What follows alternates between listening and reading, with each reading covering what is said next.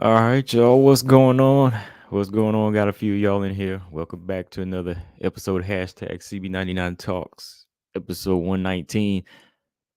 I am doing this one live. I'm doing this one live tonight or today. See, time is off, man. See, I threw myself off by jumping on this early, but I got an appointment later on. So I said, you know what?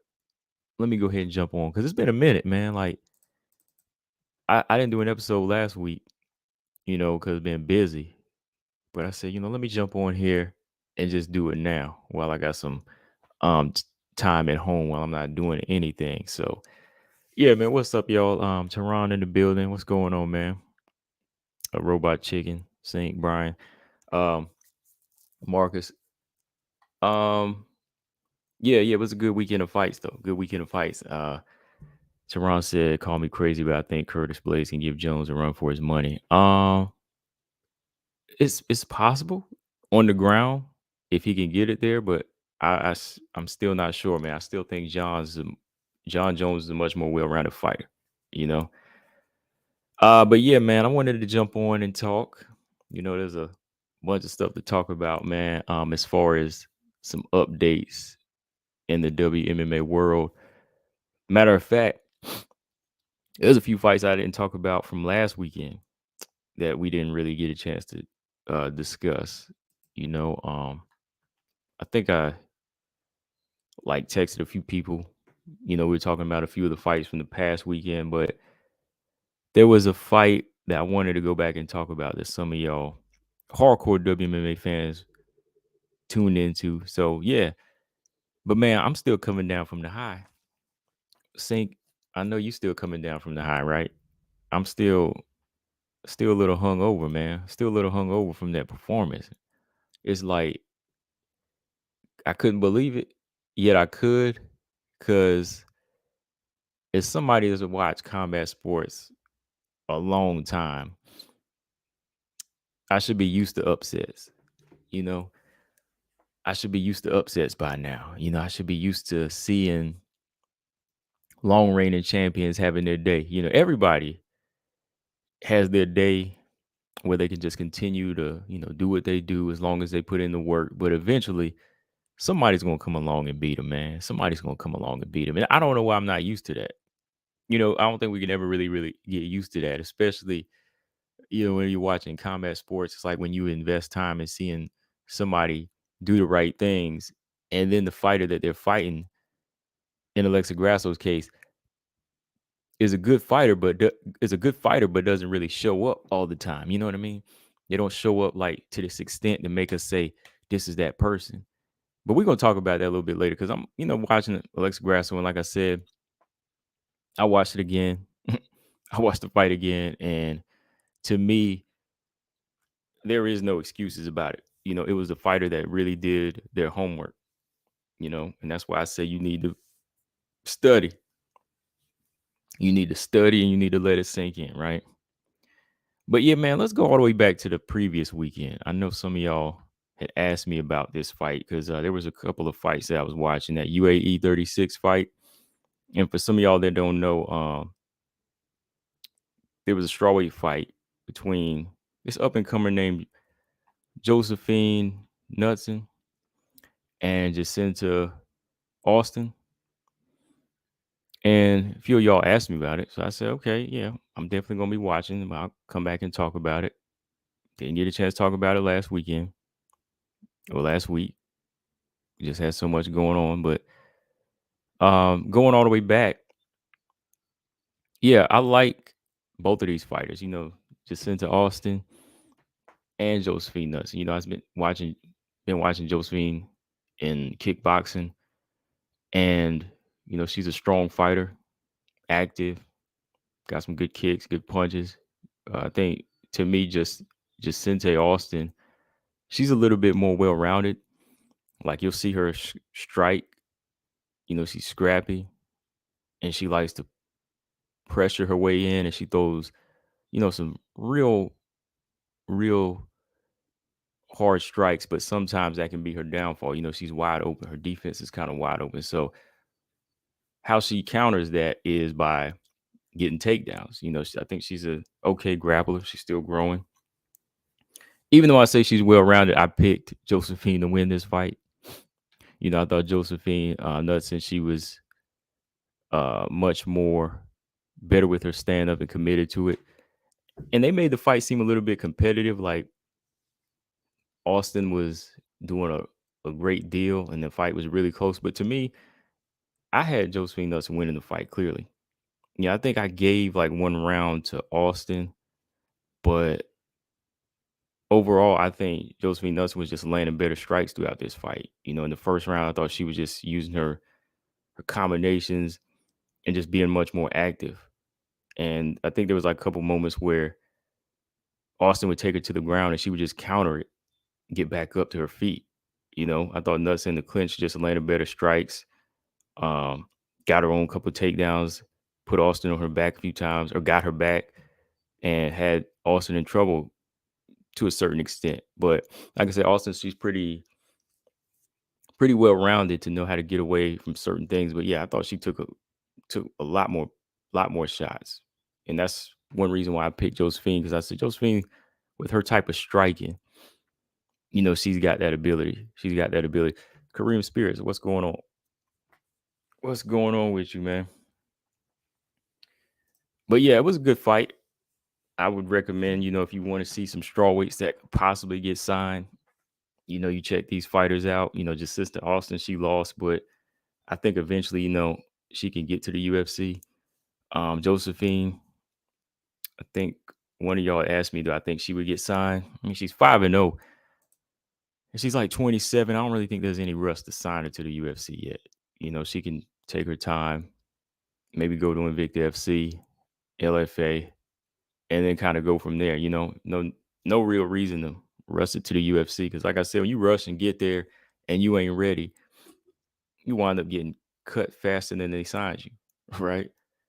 Um, I'm thinking of a couple fighters now, that happened to, got signed in 1 year and they were gone by the end of the year, right?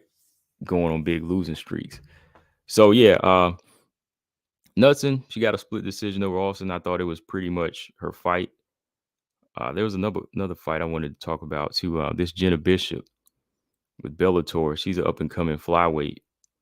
She's a tough grappler. She's another tough fighter, kind of like Jacinta Austin, but she actually got her win over Caliendo. Kind of a striker versus grappler fight. I've seen Caliendo fight a few times, and she's got some power, but she just didn't have the footwork in this fight. And, Jenna Bishop just pretty much 30-27. I don't think I could give Caliendo any rounds in this fight. It was all Jenna Bishop. She's a pretty good wrestler and a grappler. She had her moments in this fight, just taking down Caliendo anytime she wanted. I think she's only like 4-0 or 5-0 too, but she's one to look out for in the flyweight division for Bellator. Who else was fighting that last weekend anyway? Let me check.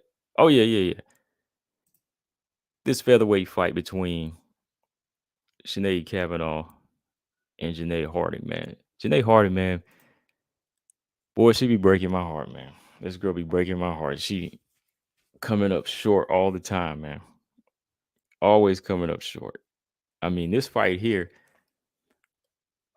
I want to say it was Big John McCarthy. He was making the fight seem a little bit more competitive, but I don't think it was that competitive. I think Sinead Kavanaugh just easily outstruck and outboxed Janae Harding. I mean, Janae Harding didn't really start using any kicks in this fight and start really getting the message that that's what I need to do is use my kicks until like the later part of the fight, which was like in the third round. And by then it was too late, So, Sinead Kavanaugh, she gets a win over Janae Harding. I think Janae Harding's on like a 3-fight losing streak now.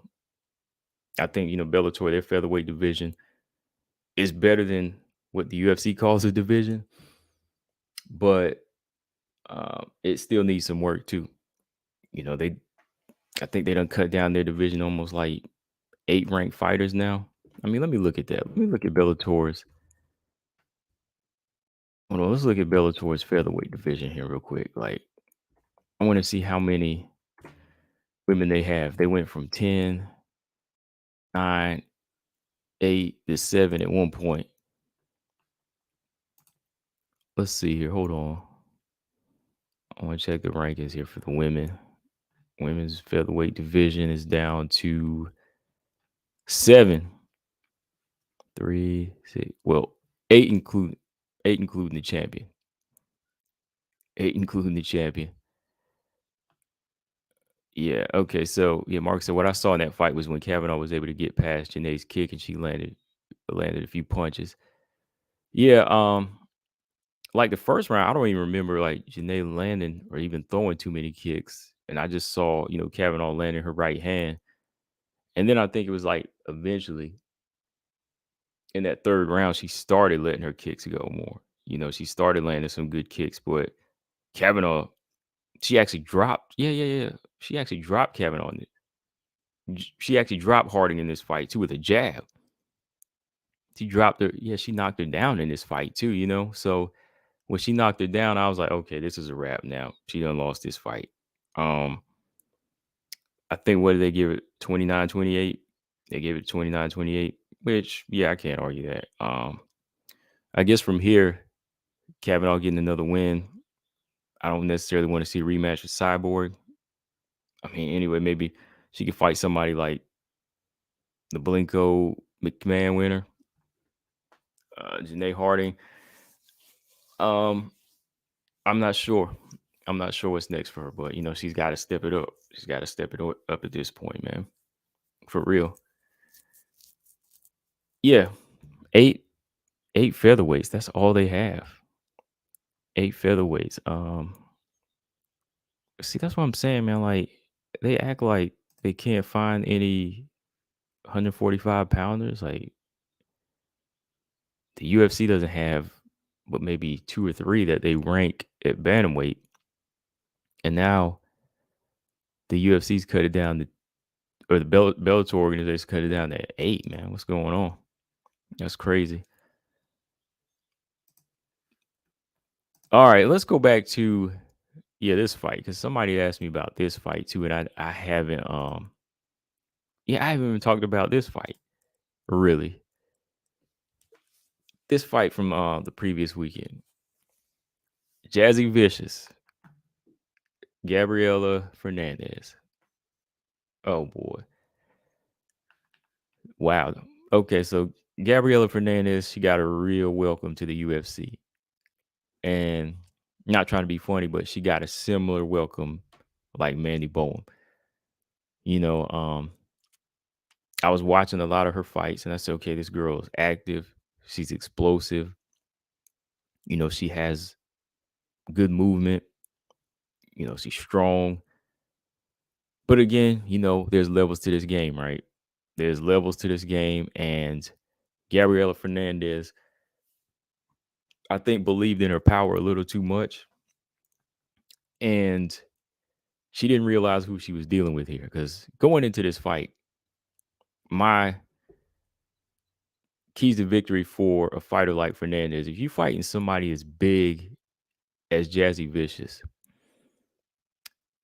big and durable, you got to pot shot this fighter. You just got to pot shot somebody like this. You just got to move, land combinations, stay away from her clinch, stay away from the cage, rinse and repeat, right? Basically do what Natalia Silva did. Okay, so I thought Gabriela Fernandez was going to do something similar. She has some good striking abilities, but the one thing I forgot that she would, well, I won't say forgot, but the one thing that she lacked in this fight was footwork. Just stepping straight back, and instead of throwing combinations, she was spending too much time trying to load up and trying to knock Jazzy out. But Jazzy was taking her best punches, also hitting Fernandez with shots like this, and just continuing to press forward on her. And when she realized she couldn't knock her out, I think that kind of killed her confidence. So when Jazzy closed in on her, she just started pressing her to the cage, wearing her down, took her down. And that was Jazzy's game plan. And it worked. It worked round after round for her. Pretty much 30-27 her. Yeah, Gabriella, she's got some things to work on. Definitely got to work on fighting off of her back. Definitely got to work on her ground game. I really wasn't expecting her ground game to be this bad. Coming from Brazil, you would think some of these fighters would have that background. But I guess we got to stop thinking that way.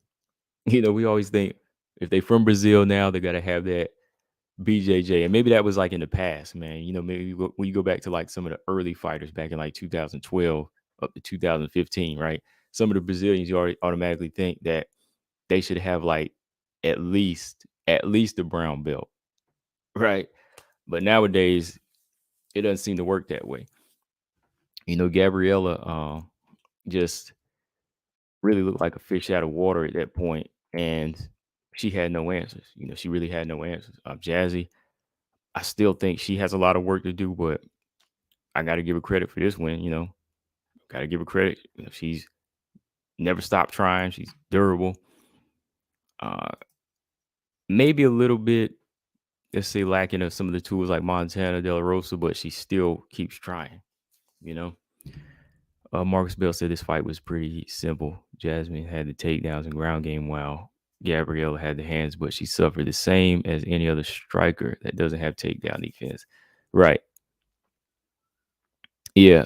Very, very, very, very lacking. Very, very lacking. And like I said, I think she was just so committed to trying to score a knockout, which it just wasn't going to come. It just wasn't going to come at this point. She's dealing with a big girl here. So why try for it?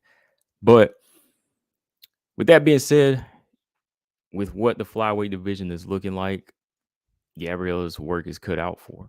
Because, like I was saying, like I said before, the flyweight division, even when you look at like the unranked fighters, it's like this whole it's just like a combination of these different type of threats right now. You got a lot of good strikers, fighters trying to be well-rounded, good grapplers. So that's something, she has to be aware of. You got to grow. You have to grow in that with the IQ. You know what I mean? Like not just in muscle. Some of these fighters think, oh, I just gotta get bigger. I just gotta grow. Like, no, that ain't the department you gotta grow in. You gotta be a much smarter fighter in this division, because this division is getting crazy. Unranked. When you look like this on the unranked level, it's going to tell a lot about you. I'm going to just put it that way. Like, if you're struggling with the unranked fighters, it's going to tell a lot about you and where you'll get in this division. Because right now, yeah, flyweight from the bottom, mid rankings, top 5, it's getting crazy. It's getting crazy. And I told a lot of people it would, man, because these fighters are they're coming in strong. They're coming in stronger and better than what you're used to seeing, even at strawweight, right? All right, so let me go back to this fight too. Tatiana Suarez. Y'all doubted Tatiana coming back, man. I mean, I understand. Look, everybody had their doubts because as many injuries as Tatiana had, who who wouldn't want to put money on her comeback, right? Like, who would want to just straight up say, "Oh yeah, she coming back"? I mean, I had faith in her though. Having faith in a fighter like that, that's just like it's still no guarantee, right? I was just hoping that Montana would make not Montana, but Tatiana would make it back. And yeah, she came in, gave Montana her finished first fighter to finish Montana. First fighter to finish Montana in the UFC. Tatiana, I know to a lot of people still hasn't shown like these great improvements, but hey, give her a break, man. It's only one fight back. She's been gone for 4 years, and she's gotta, she's gotta have like a step up in competition before we see that, right? I mean, that Saturday night, I just wanted to see what she did. Like what she did Saturday night, that's what I wanted to see Tatiana do. I wanted to see her go in there and pull the trigger. I wanted to see her go in there and just look like a killer again. And I wanted to see her get a finish. Like I wanted to see her look better than she when she had left off. Because Nina Ansaroff, she didn't finish her, and she had some moments in that fight. That's when she started having another injury in like the third round, right? But this is kind of like a memory of the Tatiana from before. So that's what I wanted to see, and everybody was giving her a lot of credit. Everybody was giving her a lot of credit on Montana being, this bigger fighter that was possibly going to outstrike her and tough, which yeah, I did. But I said, you know what? Tatiana's coming back. Tatiana's coming back. She'll be up in there. And she got to finish. Got to finish in her comeback fight. So I like that. That's what it's all about. Joseph Hannibal, he said combo breaker. He said you and CSH Sports cover women's MMA, most coverage on men. Keep up the good work. I appreciate that, Joseph. Yeah, ain't too many of us, right? Ain't too many of us that cover it. I meant to answer somebody's question the other day, but I forgot what video it was on. Somebody asked, why do I cover WMMA? And I cover it because nobody else really covers it. And I like it. So they kind of go hand in hand. You know what I mean? Like, I have to like it to cover it. Because if I didn't like it and nobody else covered it, then I wouldn't cover it. If that makes sense. Like, I just cover it because, I appreciate the sport. And the women, they go on, they go under the radar a lot, unless it's, like the Ronda Rouseys or Zhang Wei Li or Valentina, they go under the radar, the majority of the time. Everybody considers the women fights to be the fights to go to the bathroom at, right? I still see comments like that on Facebook. People are still saying that on Facebook, like, oh, oh, what's this girl's name? Lipsky, she's fighting. Okay, I'll go to the bathroom during that fight. Or people will say, oh, Tatiana's fighting. I'm gonna go, go get another beer, go chill in the kitchen till the fight is done. You know what I mean? Stuff like that. Mastermind, what's up, man? Chin, what's going on? She said my favorite performance from Tatiana is Carla. Yeah, that was a good fight. That and the Alexa Grasso fight were two of her best fights, I think. It definitely it's definitely making the Alexa Grasso fight look better to a lot of people, even though it was a few years ago, right?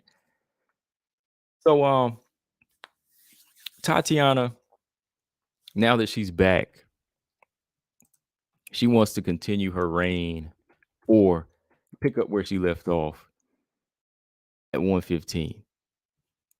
And I did do a video talking about this, but I just wanted to kind of give my thoughts if you missed it. Like, I think Tatiana still has the ability to become a champion. And if she is going to do it now, I think even at 32, she could give it a shot at 115. You know, maybe along the way, like she needs to just start making sure she can cut down now. Like maybe she comes back in July, just start going through the process of, cutting out certain foods and getting the right nutritionist to get her walk around weight closer to like, 130 and, trying to get it all the way down to somewhere like 129, 128, if it's possible. I know that's asking a lot, but if you can cut it down to that, then, the weight cut won't be so difficult if you want to do 115. So, see how that feels, maybe the first time around and get a fight in. She's number 13 now. Look, I like Tatiana, right? I'm a fan of Tatiana Suarez, but I do kind of think it's weird that she's ranked number 13 after beating a flyweight. It's like they just kind of throw rankings out sometimes. Like that's nothing against her. That's more that's more to the UFC, right? I think we all kind of think that's strange, right? She's number 13 now. Like, why don't y'all at least give her a strawweight fight to get ranked first? You know what I mean? Like, she said she don't mind doing the work. Like, let's make it make sense sometimes. Like, why just do this thing? Like, we're gonna throw you in here. Kind of like they did with Ebos when she moved to flyweight. She lost the fight to Chikagan and boom, she gets the top 15 ranking. Kind of weird.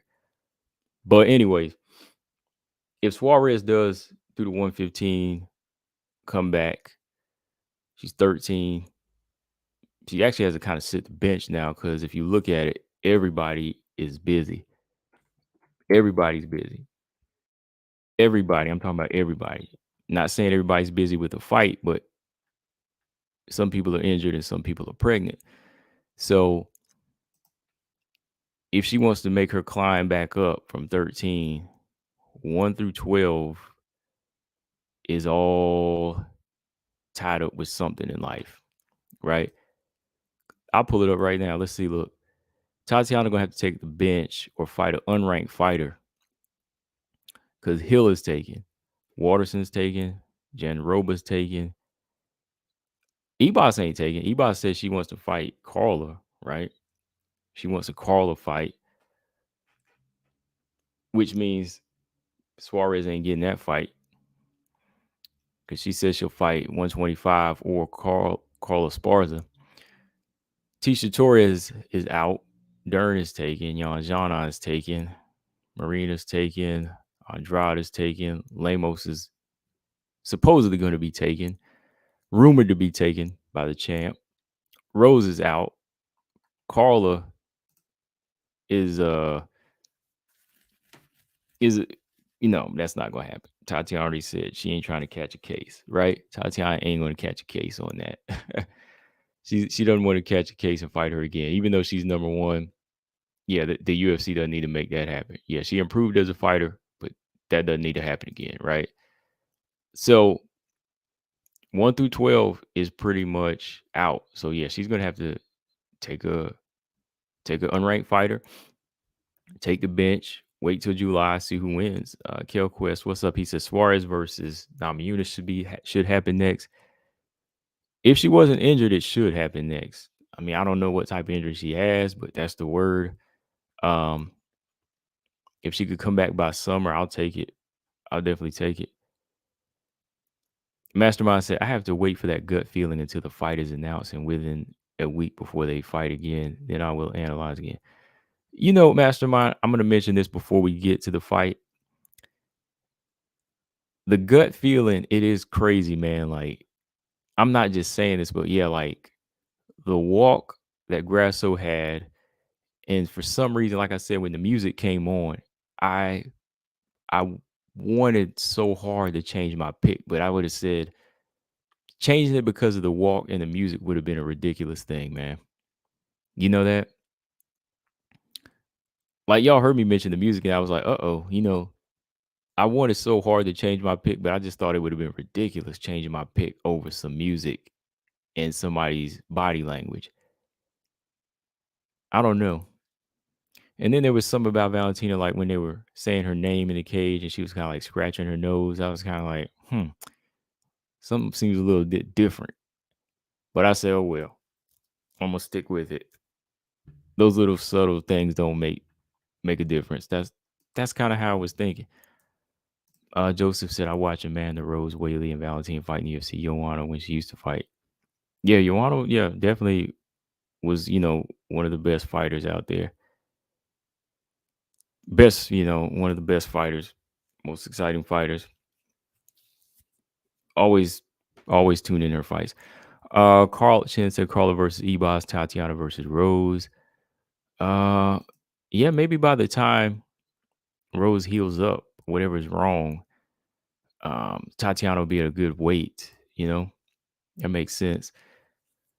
Okay, so Montana. What's next for Montana? Though I wanted to say this real quick. Okay, it's another loss for her. To another. It's another loss to step up in competition. Even though Suarez has been out for 4 years, but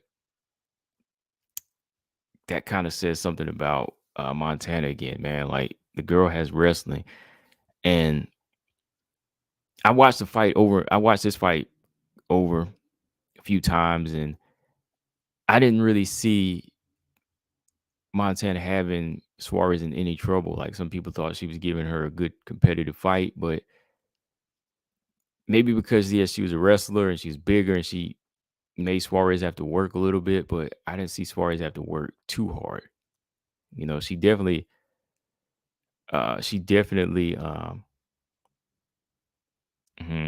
I can't even say that.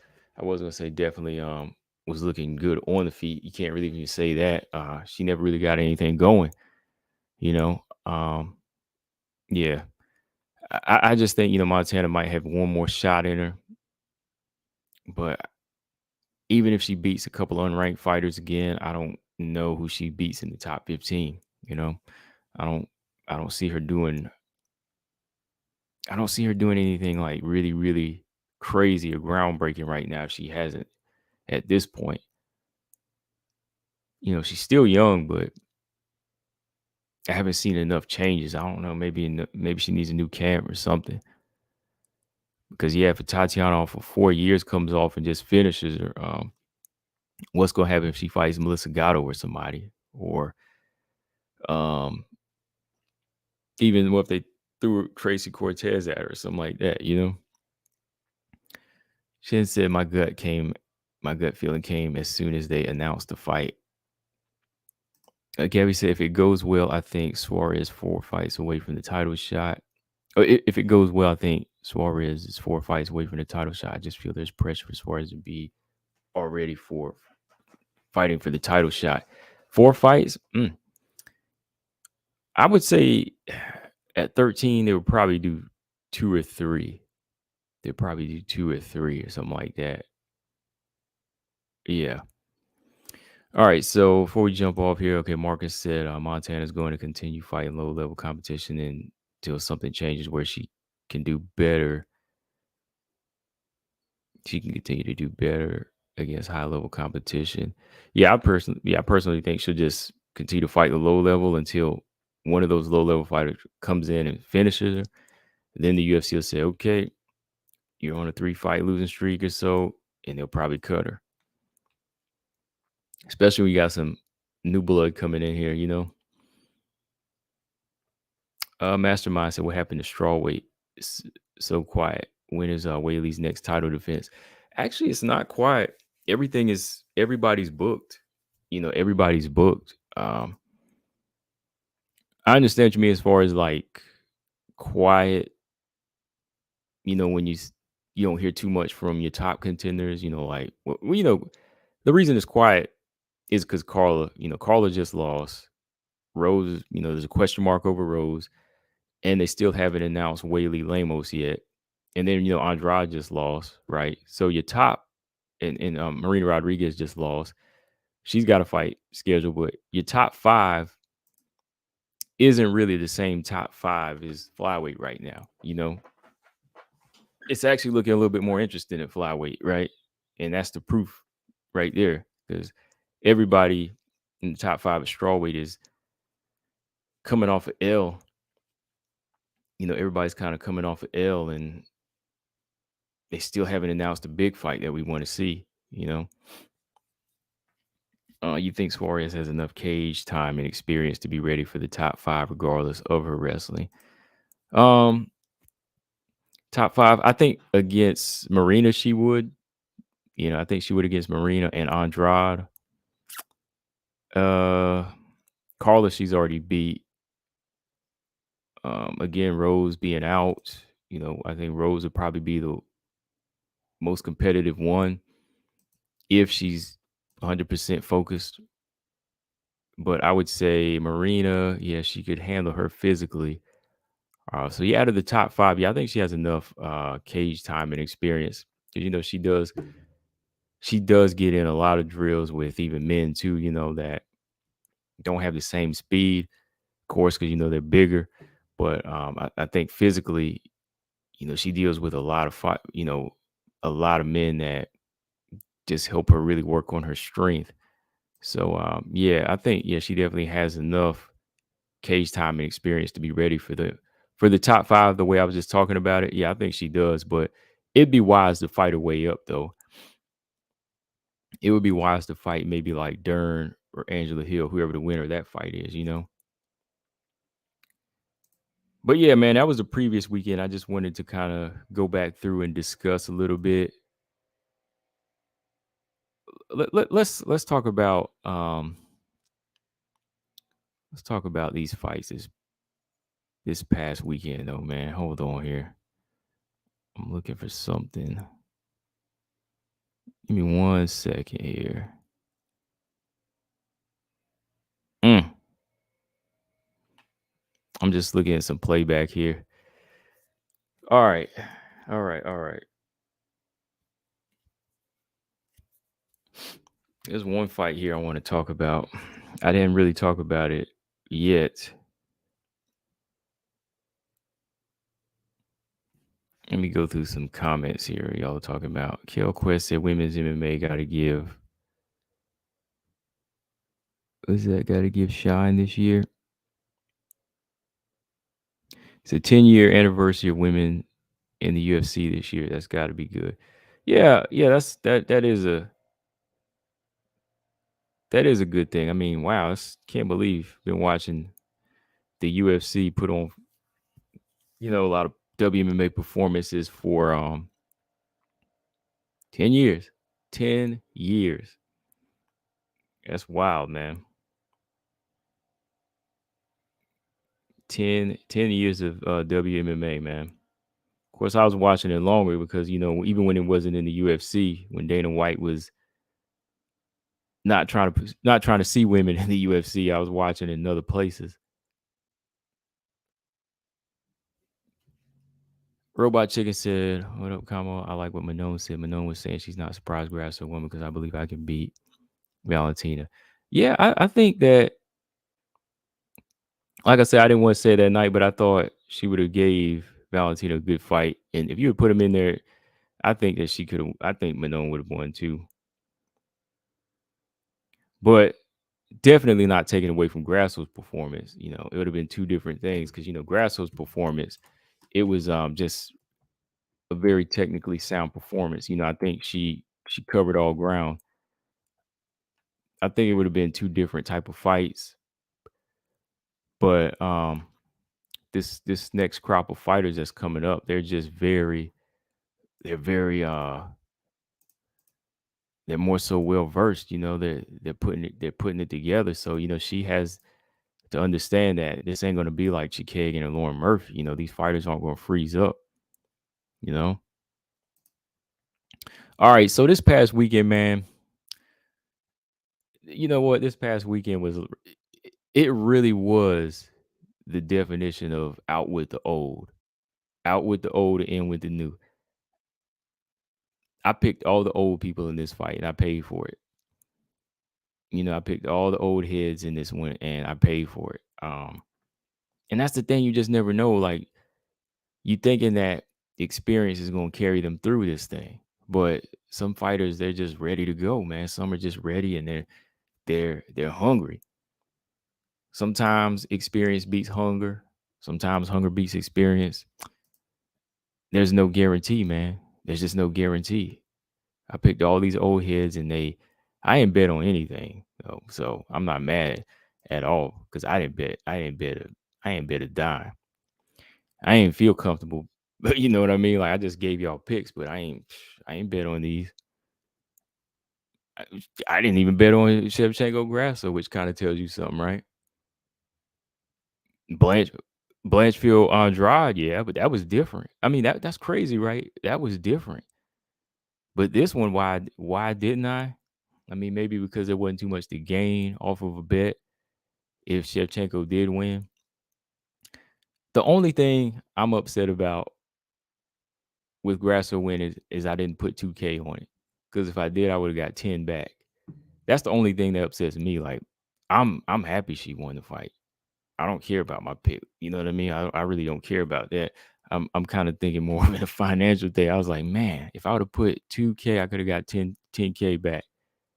That's really the only thing that kept me thinking. Like right after the fight was done, I was like, why didn't you change your pick? You know, why didn't you just change your pick? Anyways, these old heads is starting to show, man. And it started with this fight right here. It started with this one. Jessica Panay and Tabitha Ricci. Like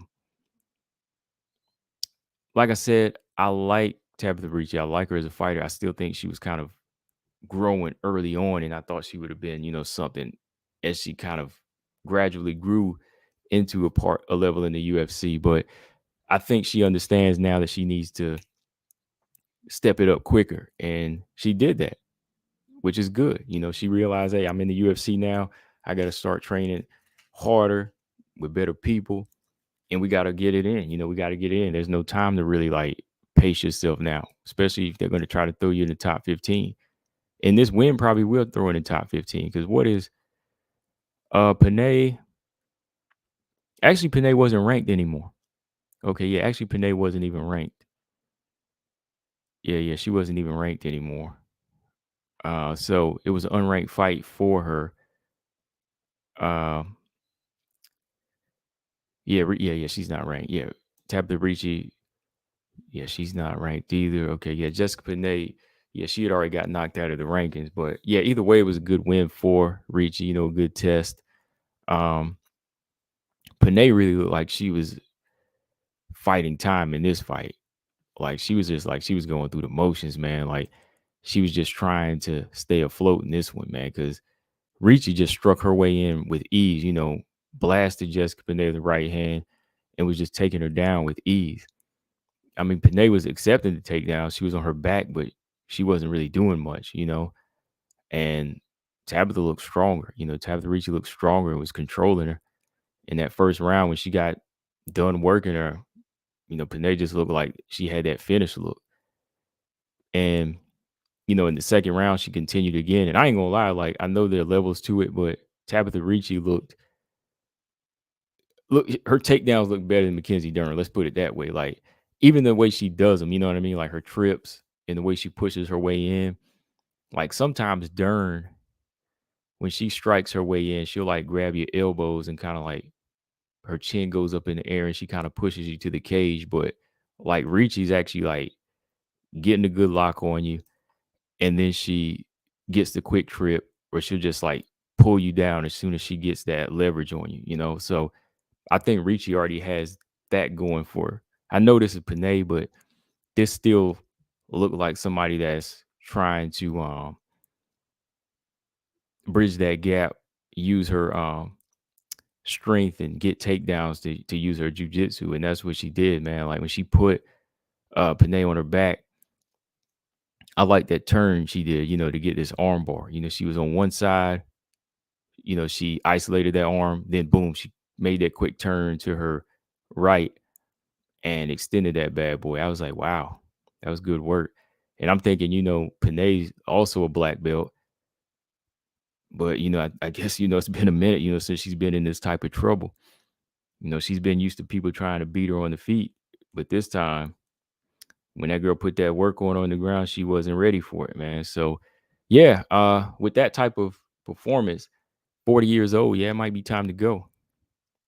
Yeah, it might be time to go, for real. Um, Lafayette, what's up? He said maybe Ricci versus Haurigi would be a good fight, or Ricci versus Lupi, Calvillo winner. Yeah, the Haurigi fight, that would be good. That would be a good fight. Because if Ricci's coming forward with this type of takedown pressure, that might make it interesting. I want to see how Rigi work her ground game, and her takedown defense too. Gabby said, I think it'd be better if Grasso wins the rematch. Okay. Um,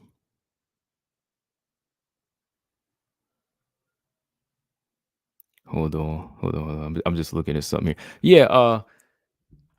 Yeah, Ricci, you want to go in there and put this type of performance on a veteran. That'll get more heads turning, actually taking you seriously, which I am now. I know that styles make fights, and of course, there's gonna be other tougher fighters here, but she did what she was supposed to do. She did what she was supposed to do. I think if she would have got like a boring decision, we would have still been questioning. But now I'm starting to see some things that Ricci's been working on. Taking a veteran out 2 rounds might not mean much to a lot of people, but it does to me, because I'm seeing her going in there and working. Kind of like Suarez taking out Montana. She's turning it up, and she wants to get that. Uh, she wants to get that ranking. She wants to get that number by her name. I'm gonna give Ricci her performance. I give it a B. Give it a B, definitely. I give it a B because there's still some things I was just looking at that could have been troublesome. Just I'm really nitpicky, but I really don't rate performances, but I'm just kind of looking at it in that manner because I was being hard on her before.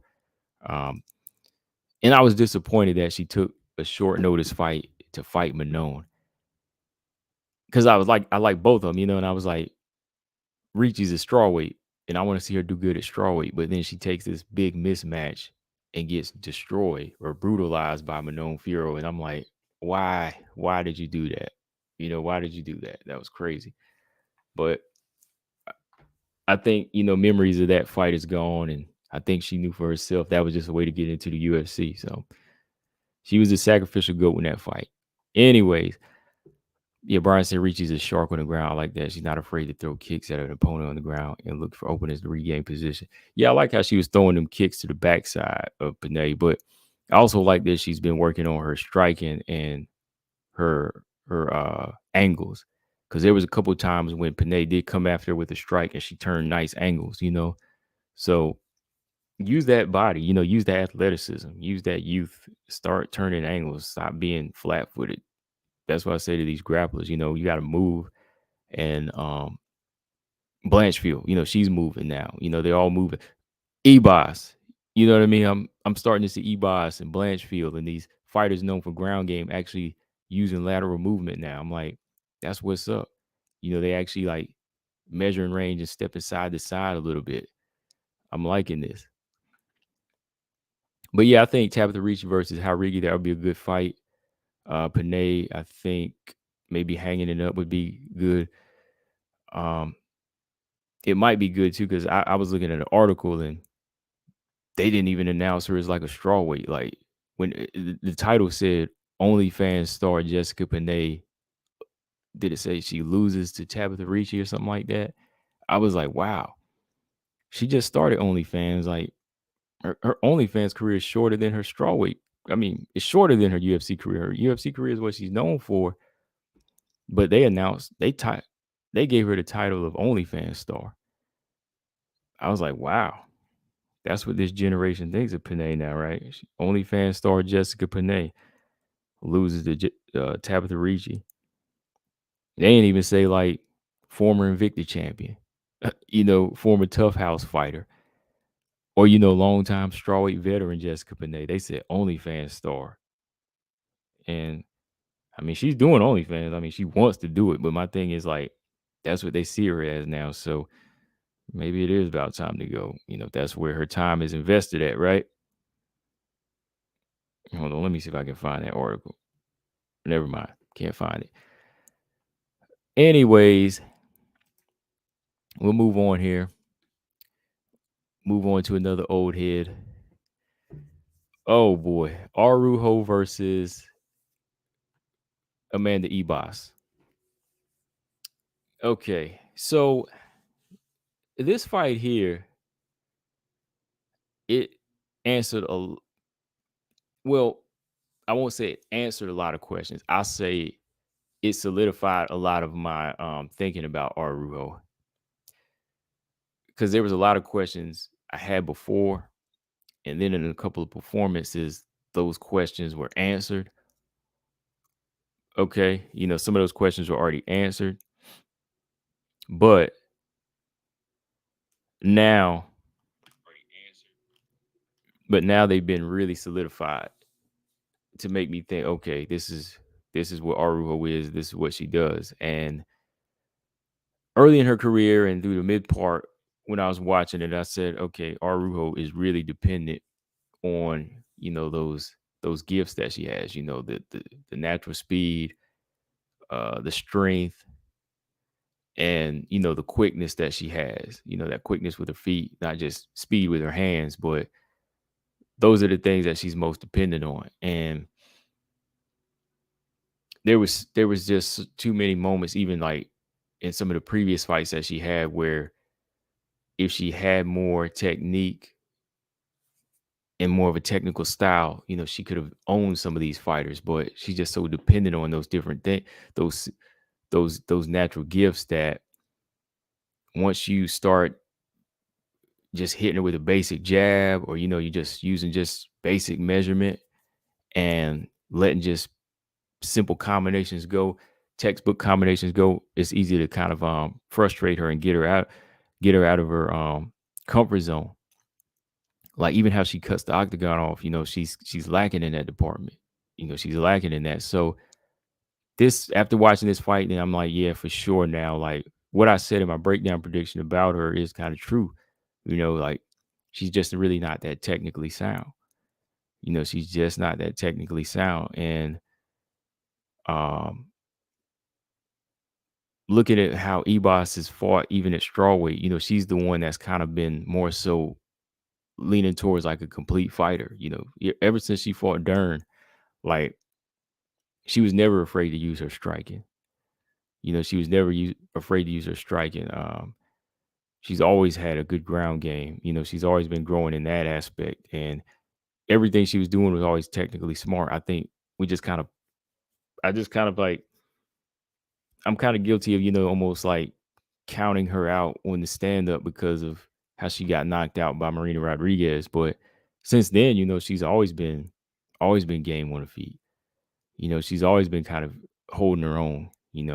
She's still a little reckless, but who's not going to take a punch? Sometimes you got to take a punch to give to, right?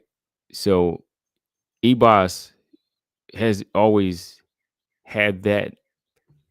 She's always had that going for her to be kind of a complete fighter. That's always kind of been in the back of my head, but it was just like looking at her moving up the flyweight. Um, it was hard for me to just give her the pick, man. But shout out to her, man. She came in here working. She came in here working and just really, I think it's safe to say, exposing Arujo even more so than some of these other fighters have. Like, I think Grasso exposed the IQ. I think she exposed the IQ on the feet clearly, but I think Ebos even exposed like the ground game as well. You know what I mean? Like she exposed the ground game. Ebos had good top control a number of times in like the first round and the second round was the third round. Yeah, even the third round.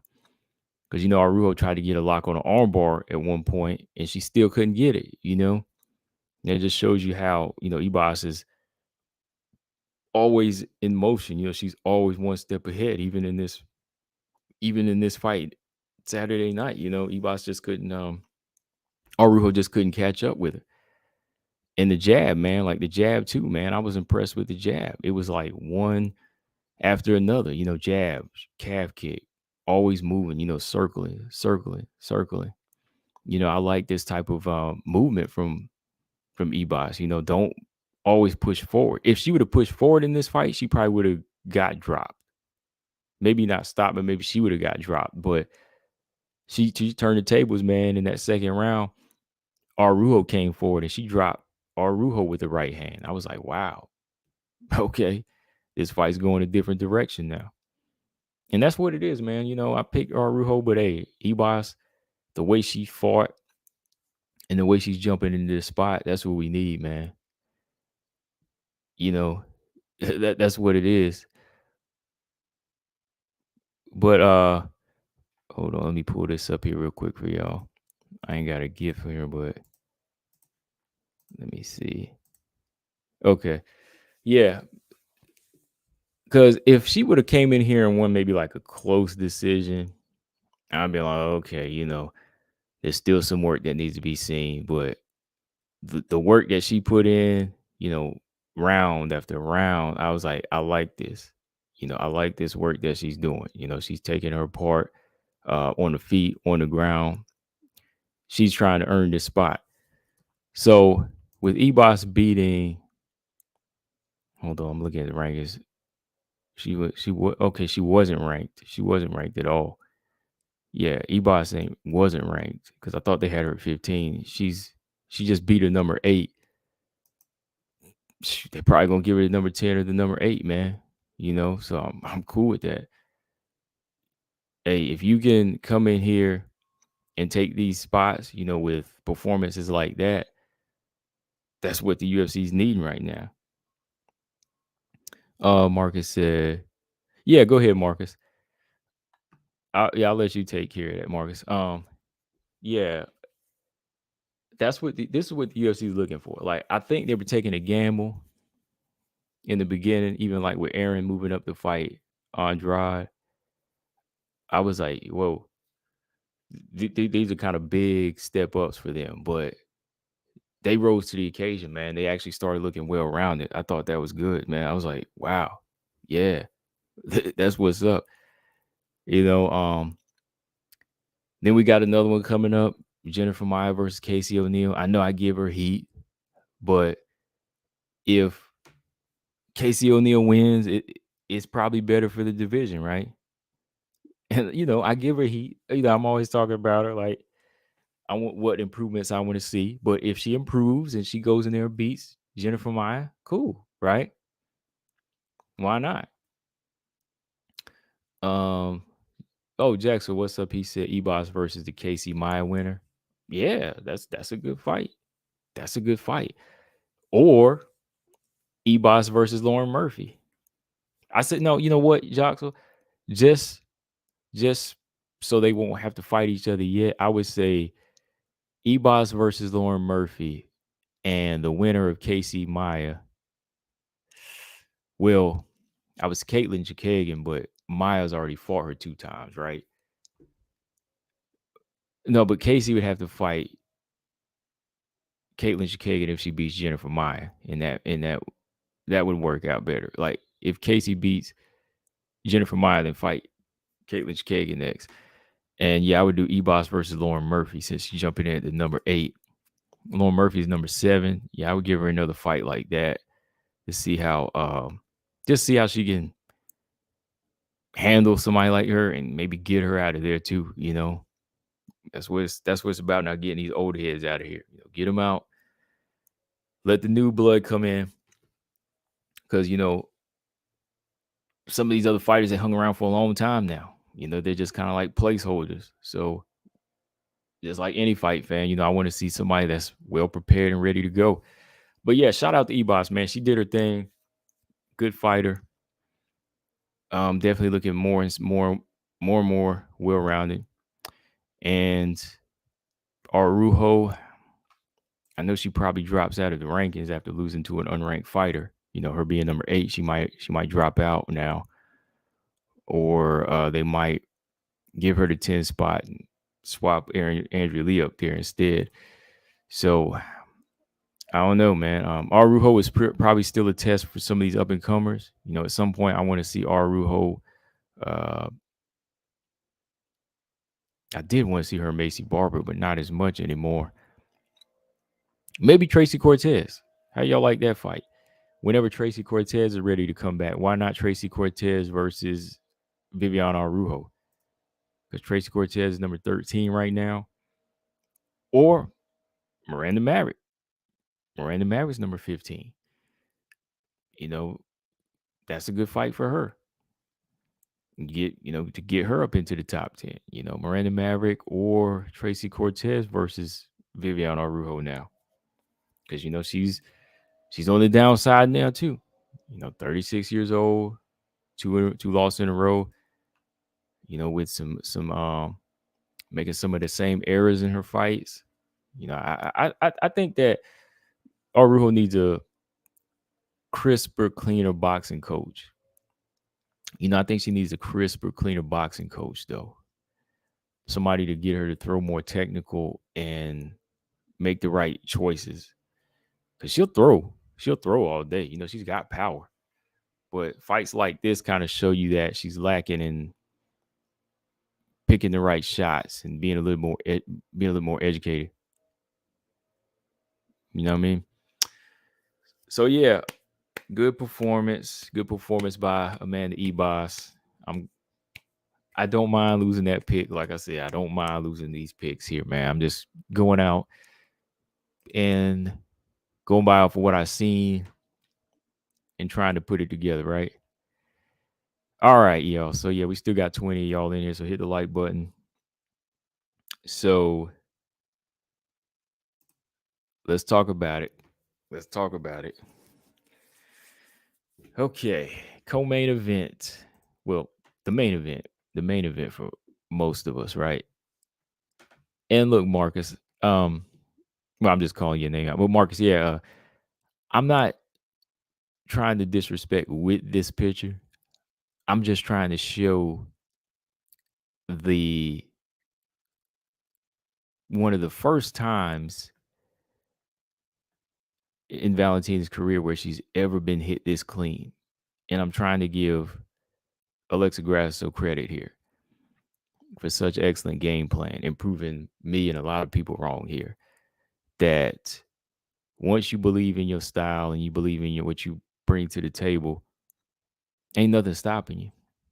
Ain't nothing going to stop you, right? Believe in yourself and believe in this skill right here and look what you can do, right? That's why I'm going to put this picture up right here because it's like, look at what Grasso was able to do when she committed to it. When she went that extra mile and added that level of get it. Technique was always there. Like, never had a problem with the technique. Like I said, I think I did say Valentina, I felt like some of the things she taken from boxing made her boxing a little bit better than Grasso's. But Grasso's technique, like I said, she's got all the technique and skills to do what she needs to do going into a championship fight at this point. There's no need to try to grab another fight for experience, right? So you're just going to have to believe in it. You have to be a dog in there. You got to go in there and be a killer. So when she added those couple of elements, which I didn't know she was going to do that, look what happens. That's all she had to do. That's all she had to do. And shout out to Sleight of Mind. He's been seeing it. He said that she's taking it to the next level. Discipline, training, covering all grounds. That's what you're supposed to do. That's what you're supposed to go in there and do. Yeah, Marcus said Grasso was able to hit Valentina clean. She gets credit for being able to do that. Yeah, most definitely. Like both of these pictures are two things that nobody's ever really done. Like Amanda Nunes, couldn't hit her this clean. Grasso did. Tyler Santos had Valentina's back like this. Tried to lock in a rear naked choke. She couldn't do it. But Grasso did. So they really did their homework in this fight. I got to give her credit. And that's all I was saying about Grasso, man. Just step out of her comfort zone.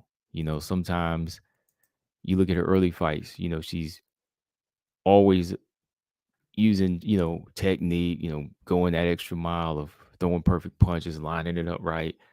she'll land these combinations, but sometimes she'll let her victims breathe. That's why she hasn't really stopped anybody. She was always more of a cautious type of fighter. And I was always wondering, like, what happens when she steps out of the comfort zone? What happens when she steps out of that comfort zone and she starts to let go? She can be a dangerous fighter. And those are things you can't really teach. Those are things that you just have to do. You have to do when it feels right, right? And then going into a Valentina fight, you have to get Valentina's respect by disrespecting her. That was one of my keys to victory for, you know, disrespect Valentina, make Valentina agitated. Because even those little key things like that I've watched, like agitate Valentina, just agitate her. Like, she's a very cool, calm, collective fighter, but that's only whenever she's in full control. But whenever you start to like agitate Valentina by hitting her back and making it competitive, it kind of makes her say, you don't have the right to do that. I'm about to, I'm coming after you now. You know what I mean? Like she starts to get in that mode, like, who gave you the right to hit me? You know what I mean? That's the kind of vibe I get from whenever Valentina gets clocked a couple of times. Like when Grasso hit her with that left hand right hook, she kind of stepped back and she had to think, man. She knew she was in for a fight. I knew she was in for a fight, and that was the first round. So yeah, those little things like that you can't teach. You just got to know when to time them, like how to agitate somebody, how to make them uncomfortable, how to make them respect you. It's just like the fight has to call for it. Bullying the bully. It just has to be a point whenever it calls for it. Like I said, technique, that was never really a question with Grasso. It just all comes down to saying, are we ready to put it together? Are we ready to use it? Everything she has going into this fight, if used the proper way, it can get you a win, even over the best fighters in the world. Like as Juliana Pena, limited in some areas, but if you go in there and believe in it and you make it work to your advantage, you can beat even who that everybody considers the GOAT, Amanda Nunes, right? Juliana Pena was able to use a basic jab in that fight. She was able to make Nunes fight out of her comfort zone. All of them little things like that. So Grasso, fast, but how you gonna make the speed work for you? Okay, we're gonna use feints. We're gonna use angles. We're gonna, just use a little herky jerky movement to make Valentina throw big shots and miss and frustrate her. Then we're gonna come over the top with the left hand. We're gonna switch stances. A lot of nice work done for her, a lot of nice work. And once you do that type of stuff, especially to a champion like Valentina, it'll make her get out of her comfort zone, which somebody who has 7 title defenses is not going to be used to. She's used to being the lead and not having to open up. You know what I mean? Like she's used to not having to go beyond the basic 1-2 or even the right hook. When everybody takes her one or two counters, they go in defense mode. Even Santos did. Even Santos did to a certain extent, like on the feet. Like when she got hit with a right hand or two, she didn't really want to strike with her anymore. She wanted to go to the ground. But in my opinion, like if Santos would have opened up with more shots, she might have got a reaction out of Valentina. But beyond the 1-2 or 1 or 2, 3 shots, nobody's ever went that far. Nobody's ever really went that far with her. So when Grasso made her throw those shots and miss them, that was even worse. To me, that was even worse because now you're not even hitting your opponent. But that's not to say that this fight wasn't competitive now. Like, I'm just looking at that aspect on how Grasso was able to get her victory. But let's give Valentina credit too. She still was in this fight. She still was in this fight and was possibly winning this fight too. Grasso was giving us a lot of good moments and was definitely in a position to get a victory. But if you start looking at the scorecards, I did have Valentina up after round 3. I had her up 2 rounds, because she was still going. She was still using her takedowns and her strength. All right, she still was using those moments. And then going into the 4th round, she was still pumping her jab out. Like Grasso took a little break now from landing some of her shots, and she started to let Valentina get into a mode of just popping her jab off. And when that jab was landing, I was like, I was a little up, and then, when I saw Grasso kind of sitting back. But finally, when Valentina started to feel herself again and get into that spin mode, she gave up her back just like that. And you don't do that against a game fighter. Like when you fighting somebody that is game and dangerous, you don't get fancy with them, man. Like that's your time to resort back to just basics and keeping your opponent in front of you. All right. Like that's something I've always learned too. Like I'm gonna tell y'all this too. This is a tip. Like when you fighting somebody dangerous as hell, you don't turn your back on them no matter what. You don't get fancy with it. You don't get fancy. You stick to your basics. You keep that person in front of you at all times. Okay. Like that's some Valentina they should have known. Like when you dealing with somebody like this, you ain't got time to be spinning back fists or spinning, doing this and that, because that person could take you down. They're giving you trouble on the ground. There's no need to try to end this fight right now unless you land a good counterpunch with your eyes on them. So when she got fancy like that, that was, her own fault. That was her own fault. Bad timing on her, Yeah, because, every minute Grasso was like coming forward, Valentina should just been keeping her range and saying, okay, what's her next move? We're going to set up a counterpunch. We got to knock her out, because she's going to keep coming forward. We just got to make an adjustment with our strikes. But even that, Valentina never really made any adjustments. I mean, she jabbed more than she had to, and that might have taken her out of her comfort zone. Like Valentina jabbed more than she ever had to in this fight. Am I right or wrong? Like, have y'all seen Valentina jab that much before? It was working now, but she was having to pump it out in that 4th round. Like she was tagging Grasso with it, but it was just kind of weird because I was like, this is something she's not used to doing. Now she's really, really having to work. But she got a little comfortable, started to think she could spin. She kept going for those spinning moves in this fight, and that just wasn't working. And it cost her. It cost her big time, man. But yeah, let's see. What else do I want to say about Valentina's momentum in this fight? Like, well, not really just like her momentum, like where it started to die down, but I think, yeah, again, like going back to her being uncomfortable, that goes to show you this too, man. I don't know if you all agree, but like, and I'm not trying to say all this stuff now that Valentina lost, but the thing is, a fighter like Valentina to train in everything. She wants to be well rounded, but the environments that she's training in, they are different sometimes. She'll change environments, she'll train in different countries to be uncomfortable. But that's still not the same as being uncomfortable in a fight. You know what I mean? Like there's still a level of her comfort because of her opponents, right?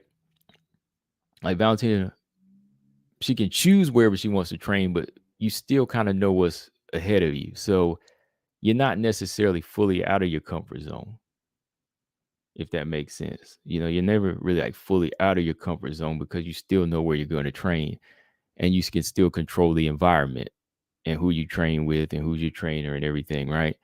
So it prepares you in your disciplines, but when she was in the actual fight, she was taken out of her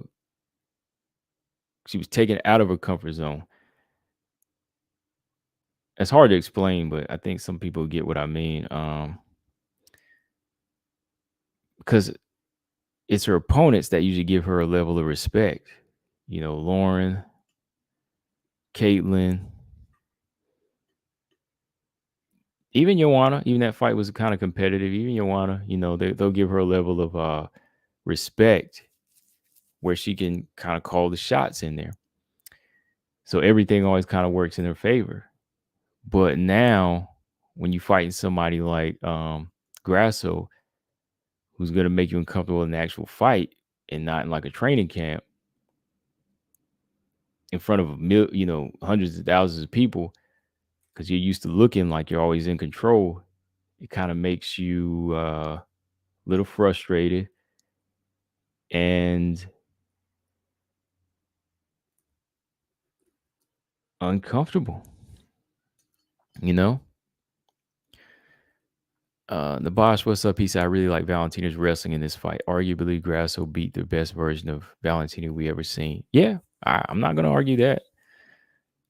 And that's what I'm trying to tell a lot of people right now. Like, there was nothing wrong with her before we start hearing excuses, because there's nothing to overanalyze as far as like body language here. Like, if we want to analyze this fight, let's analyze the technique here in the actual fight.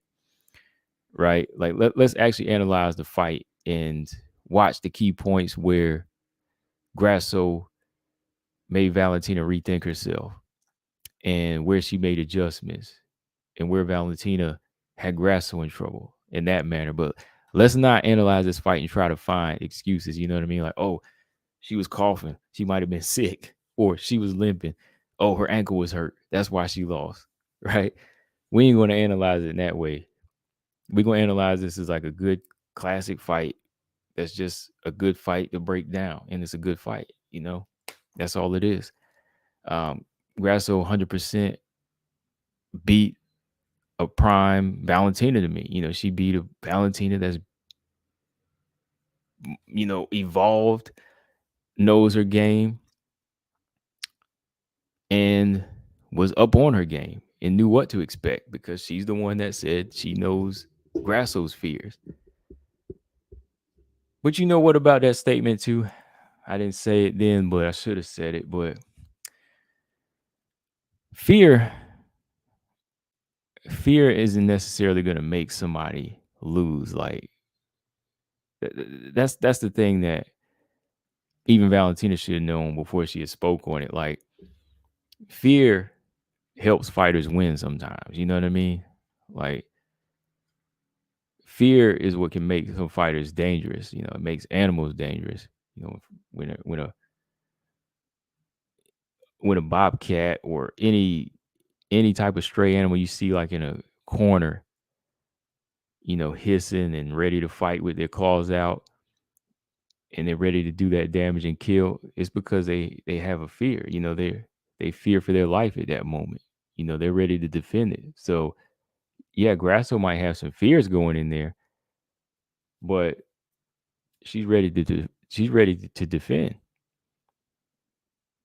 So maybe fear wasn't something that she should have been on. Maybe Valentina should just say, you know what, I'm gonna go in there and break her. I'm gonna show I'm the better fighter. Keep it at that. But she got a little too fancy with it this time and said, hey, I know her fears. And we all kind of bought into it. We was like, uh-oh. This is chilling. But fear is what gets a lot of people going. Even Ronda Rousey said that before. She said, I have a fear of losing everything. That's why I fight the way I fight. It makes people dangerous. Fear can make people dangerous.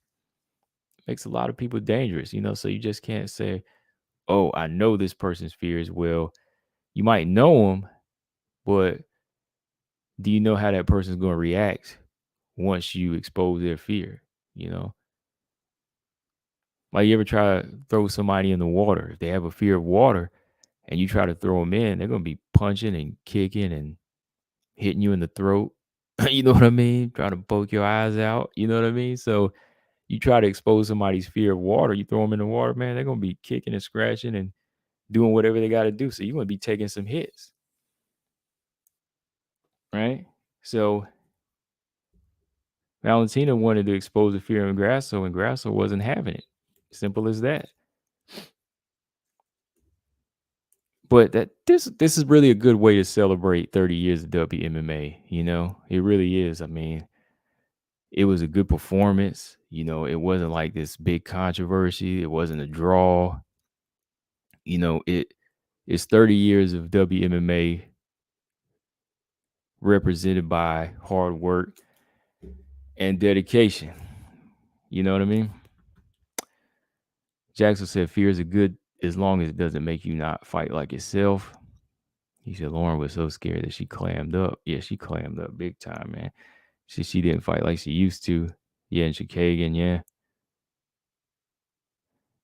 Yeah, sometimes I wonder what she meant about her fears. Yeah. But whatever it was, she wasn't ready for it, you know, because Grasso was on her game and she defended it, right? Yeah, I would have just kept it quiet. You know what I mean? Brian said Grasso was having success, but it's not like Valentina didn't make adjustments, but Grasso did. What did you say earlier in the box? He said, yeah, Valentina was in a real fight this time. The Santos fight was competitive, but this time, not only competitive, but painful and nasty. Right.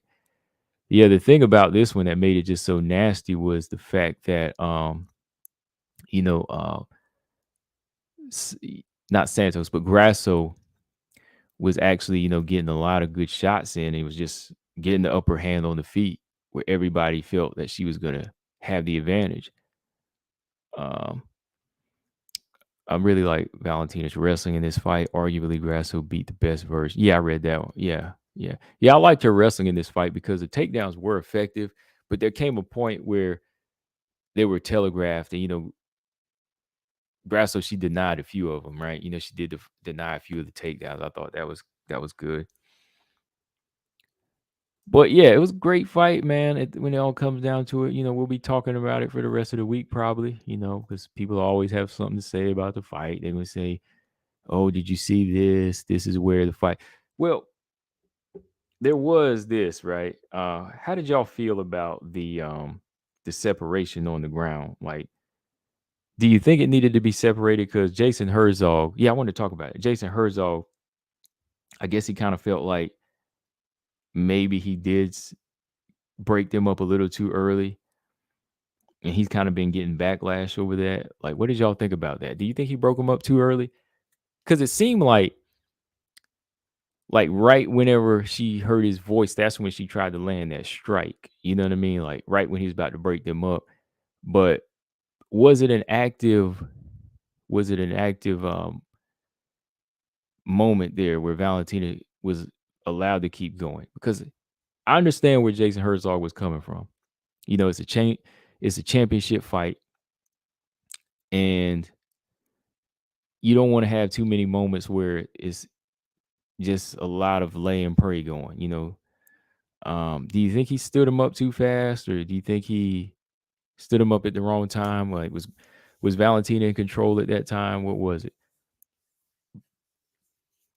Because I thought like there was enough activity, even from Grasso's standpoint. Like Grasso was doing a lot of movement at the bottom, and you know she wasn't like she was like just stuck. It wasn't a stalemate. Let's put it that way. I think Valentina had the advantage and was getting her moments in, but I don't think that Grasso was like in this stalemate moment too, where she couldn't do anything either. At some point, Brian said that stand up was BS. Okay, Valentina was working. Joseph said, problem Valentina thinks no one can beat her. She is making the same mistakes as Joanna, overdoing it. Being a bully doesn't guarantee a win. Not at all. Okay, let's see. Yes, it needed to be separated. Remember, everyone said inactivity fights should get stood up. But was it inactive? Like how I didn't time it. Like how long was it going for? I don't know who everyone is that says that, but I mean like I've seen like moments that were just going on and longer that they just let play out. But like, was it really that long? Because let's see this article here. Let's see. Jason Herzog has responded to fans who criticized his officiating during Valentina Shevchenko Les Grasso's flyweight fight. During the third round, Bullet landed an impressive takedown halfway through. However, after some work on the mat, Herzog stood both women up for inactivity with a minute remaining. So he responded. He said, somebody said, bro, you're my favorite ref by far, but why did you make Valentina and Alexa stand up? Valentina was actively landing shots. Okay. He responded by saying, I know what I thought in the moment, but I've gotten enough feedback that tells me I need to rematch it and reevaluate it. So that's what I'll do. Okay, so maybe it's just the feedback, but he didn't really fully say anything yet, like, oh, I was wrong. You know, he just said it seems that people were upset about it, so I'm gonna go back and see for myself. Let's see if he ever did. Jason Herzog. Let me pull up Twitter real quick and I'm gonna see if he ever did respond on anything. The boss said I thought they stood it up a bit quick, but not terrible. I don't think it affected the outcome of the round, but I don't agree with it. Okay. Val wasn't doing no jamming, just like everyone said about Tyler versus Val. Let's keep the same energy. I don't think they're the same type of situations, though.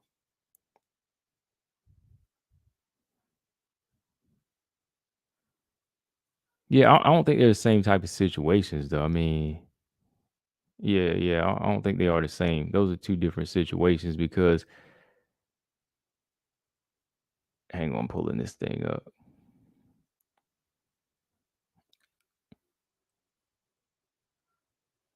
All right, let's see.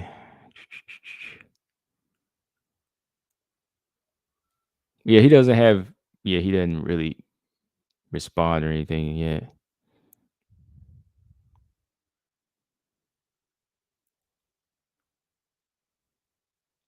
Yeah, all in all, I don't really think it was like this big, crazy moment that affected the fight. It wasn't like she had scored a big shot and Grasso was about to get knocked out and then he like separated him. You know what I mean? It wasn't that type of moment. Um, it was probably a moment that could have gone on longer. Because like I said, I've seen worse where, fighters are just not doing anything and nobody steps in and they just let it play out. But to me, it was like, okay, maybe he felt the need to stand it up. And like I said, it's a championship fight. He trying to keep it going with a minute left. He wants to see something happen. Um, like I said, I'll probably go back and time it. I'll go back and time it to see what was going on in that moment. Cause I just remember looking at it and saying, okay, we'll see what she's going to do. And like, I think right before he stepped in, it was like, that's when she really wanted to throw a big shot. So maybe I was missing something, but I'll look at it again. Um, Lafayette said, other than that, if Gabby Fernandez can fix her ground game, she can be a force. She better fix it. She better fix it, Lafayette. She got to fix that ground game big time because flyweight is no joke right now. All right, so yeah. With that being said, man, with this big win for Alexa Grasso and the big win for Amanda Ebos, I think it's safe to say, man, that strawweight is not just the hottest division anymore. And like we've been saying, I think that flyweight is in for a big makeover, man. Like I think this division is really, really on fire right now with Grasso winning the belt, with Blanchfield beating the scary girl, the Hulk in Andrade, um, with Ebos beating Arujo. This division is getting crazy, man. It's heading into a new place, and I like it, man. I like it. I, I've been one to, love a dominant champion, but if it changes and only good comes out of it, I'm fine with it, right? Nothing bad is coming out of this of Valentina losing. Nothing bad at all is coming out of this for her losing. Because now you can see how much work this division is. These fighters in this division are actually putting in. It's getting crazy, and it's getting better. It's getting better.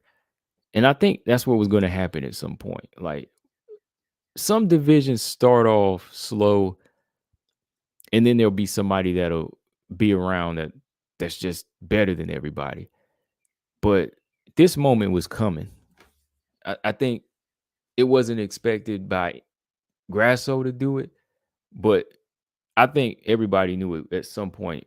Valentina wasn't gonna be on this this tear for 12, 13 title defenses, because eventually, like I said, if these fighters are getting better, somebody's going to take it into their hands to say, hey, I'm ready to be that one. Like, I'm tired of everybody saying she's the best. Everybody's scared of her. I'm gonna be the one to do it. So look at it like that. Like, some people look, I think it's mostly the fanboys of Valentina that are just hardcore simps. They don't understand that things like this happen all the time. Mike Tyson, Roy Jones, all these guys who were so dominant for so long, boxing wise, Anderson Silva and MMA, going on these long, title defense reigns, Demetrius Johnson. At some point, it'll come to an end. Joanna is strawweight. She got her 5 in, and that was it. I mean, Valentina got her 7 in, but I was telling people, every time you turn every time you turn your head and look in this division, there was somebody that was on the come up that was looking better as a fighter in the flyweight division. They were looking like a threat. Somebody was becoming more of a well-known grappler or striker. So eventually you had to say, oh yeah, this fighter here, yeah, they'll be in the top 10 soon. Eventually they're going to be a challenge for the champion. But some people are too hung up and just saying, oh no, Valentina going to be here forever. She's going to be here forever. She going to beat this person. She going to beat that person. But no, man, don't work out that way. Like I said, I didn't know it was going to be Grasso to do it, but this time was coming. It was coming. Valentina's what, 35 now? 34, 35, 34?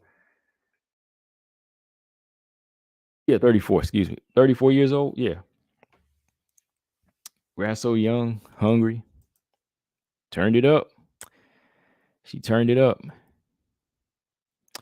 Okay, so let's see. Sink said, combo, check out what Grasso just posted on IG story. Gabby said, check IG story, Grasso. All right. Don't tell me. Don't say anything. I'm going to check it right now. It must be a surprise. Hold on, y'all. Don't say anything. Alexa Grasso.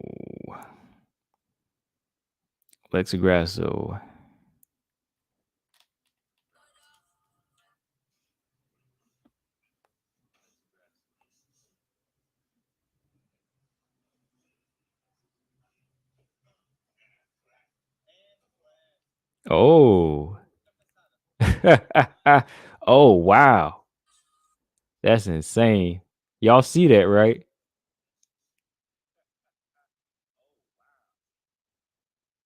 Uh-oh. Spin kick. Boom. Got the back. Boom. Takedown. She on the back.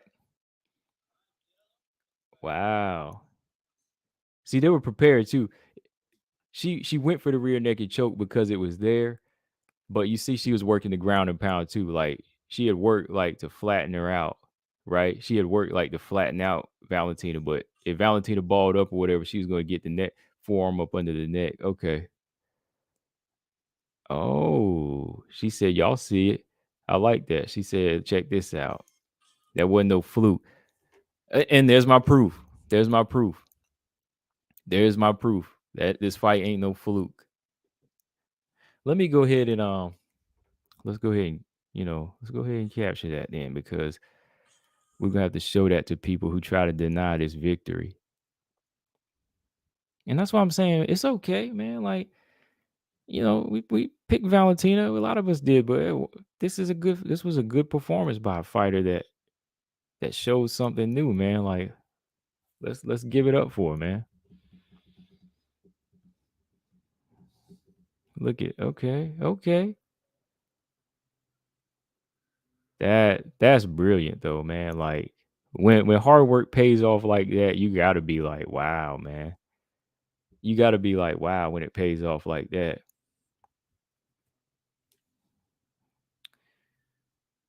women's flyweight. Hold on. Oh, PFL got a new flyweight. Lizzie Givers. Okay. Black belt in judo, purple belt in BJJ. Let's see. I was just looking at this other fighter here. Somebody signed the PFL. Okay. Let me see if I can post a link for that IG story. Hold on. What's up though? I mean, that's exactly how it played out. They said Valentina's going to do this. And you know what? That kind of goes back to what some of us were saying, man. Like, people get mad, but when you see somebody for so long, when Valentina has that much footage out and you see how she fights, you can start to say you can tell if somebody's going to be predictable. And that's not a bad thing. Nobody's saying anything bad like, oh, Valentina's predictable. We're just saying that she does a couple of things over and over. And if you spot on catch it, like Grasso did, that's what happens. You can capitalize off of it.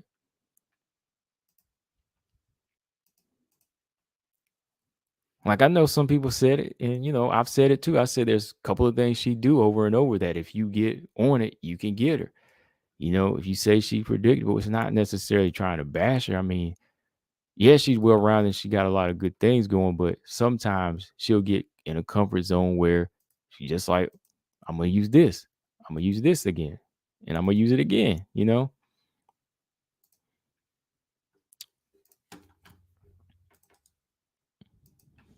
Hmm. Okay, here you go. The very last post. All right, let's see what we got here. Yeah, Sink said he knew it wasn't no fluke, right? People just making excuses. Yeah, it's definitely not.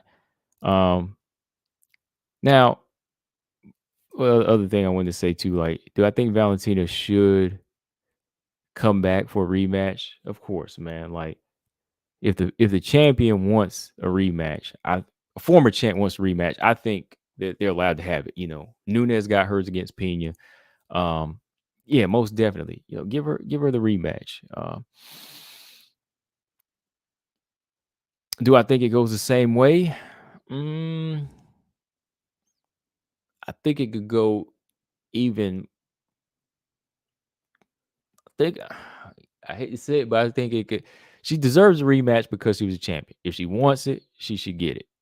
But after looking at what Grasso did in many departments, I think Grasso could end it earlier this time. And I say that because this situation is different. Like this is different than Nunes Pena, actually, when it comes down to like technique, because I picked Nunes both times. I picked her when she lost. And then I said, you know what? I think Nunes can come back from this. There's something about it. I know style wise, she can correct that. But this fight here, if y'all ever seen like Antonio Tarver versus Roy Jones, like Antonio Tarver had every bit of Roy's number. He had Roy Jones's number in every which way from the first fight. Even though Roy won the first fight, barely won it. Close fight. I think Roy won it first fight. But then in that second fight, the way Tarver just set up a shot to knock him out, and the way he was blocking a lot of Roy's power shots in the beginning, you were like, wow, he's really like giving Roy trouble even in this fight. And even when they fought a third time, same thing. Like there's something about his style where he just shuts everything down. And like, not saying like Grasso shut everything down, because Valentina, still was in the fight, and she was winning up until the fourth round, right? But I just think that Grasso, is covering all the grounds here. She's covering every single ground, and she's looked good in every ground, like every area. Like Valentina was never in a position to submit Grasso. Grasso was. Grasso was in every position to possibly knock out Valentina. Valentina was never on the verge of knocking Grasso out here. Like her power wasn't evident. She couldn't get into a rhythm. She was just always off. fighting behind Grasso. So they really studied her, man. They really like took in everything she does. Yeah, Lafayette. I don't think he should have went up to heavyweight either, man. Like, or he should have went down. Yeah, he shouldn't have went down after winning the heavyweight belt. He really shouldn't have. Mastermind said Aaron has the weight again. Yeah, I know, man. What Mastermind? Who do you got? Aaron versus Alexa. I gotta know that, man. Who you got in that? Gabby said this clip show go viral to show Grasso was legit. I'm gonna post that thing, man. I'm gonna have to reshare that on the YouTube page here because that's wild, man. They set it up.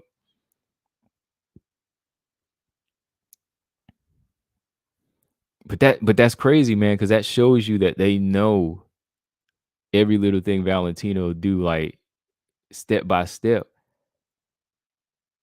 So anybody saying that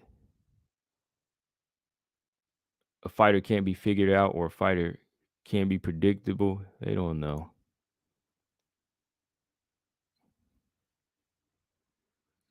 Okay. Grasso said, I'm gonna show y'all a little bit of the secret here. Okay, so while we're still here on IG, let's see. Valentina says this. Thank you all for all the support. Truly appreciate all of you in good and bad. Thank you for being with me. Difficult times build strong people. Martial arts is my life, and I'll be back for immediate rematch, stronger than ever. Fight doesn't forget any mistake, especially it feels frustrating when you was dominating all the fight. No excuses. No excuses. Only hard work, ready to start all over. Love you all. Okay, that's from Valentina. All right, so yeah, understandable. Very, very hard, like she said, it can be frustrating. She said, look, fight doesn't give any mistakes, especially if it was frustrating when you was dominating all the time. Yeah, we could see the frustration there, and that's why I'm saying she's human, man. Like, a lot of people want to say, Valentina is this invincible, unstoppable Wonder Woman, but nah, man, like she puts in work just like everybody else. It's just that she was so disciplined, and she has her cracking points too, man. Everybody's got their cracking point, or everybody has their weaknesses. That's why I just never bought into the fact when people say she doesn't have weaknesses. Like, if you watch a person long enough, you'll see their weaknesses, okay? Watch a person long enough, you will see their weaknesses. No matter how big or how small it is. It's all in if you can expose it. That's all it is. All right. Gabby said this helps Aaron for her to get one more fight in before the title shot. I agree. Mastermind said Aaron is at 3 now. She can be finished most of the fight. I was hoping to see her fight for the title next. Aaron versus Grasso. Aaron wins. Aaron's a bad matchup for Grasso. I agree. Because if you go to the ground with Aaron, it's a different story. She didn't mind doing this with Valentina because, Valentina will look for position like she did. And her grappling is good. It's good. But her jiu-jitsu, though, I think it's okay. I won't say okay. Valentina's is good. The thing is, Aaron's is better. Aaron's technical skills when it comes to her jiu-jitsu it's like off the charts to me. Lafayette said, well, Aaron can fight Casey O'Neill. Settle the beef. Do they got beef? Casey O'Neill and Aaron, they got beef? I know Macy Barber got beef. I really want to see Casey O'Neill and Lauren Murphy because Lauren Murphy said Casey O'Neill talks better than she fights. And I think those are good fighting words. Lauren Murphy trying to start something, man. So Lauren said Casey O'Neill talks better than she fights. Okay, yeah, Barbara Lafayette. Sink said people have survived on the ground with Blanchfield, though. Yeah, they have. They have. I think those that have strength and a good jiu-jitsu background as well. Like Miranda survived because she's a brown belt. Molly didn't, JJ didn't, Andrade didn't. I think it's because of the mistakes they make when they're on the ground. That's what it is. Like mistakes they make. Think like some of the other fighters are quick to defend. Their defensive skills are better. You know, like Sarah Alpar ain't much, but it's like she was big, and I don't think that was Blanchfield's approach in that type of fight. I mean, I'm gonna go back and look at it, but when Aaron goes after it, she'll get it.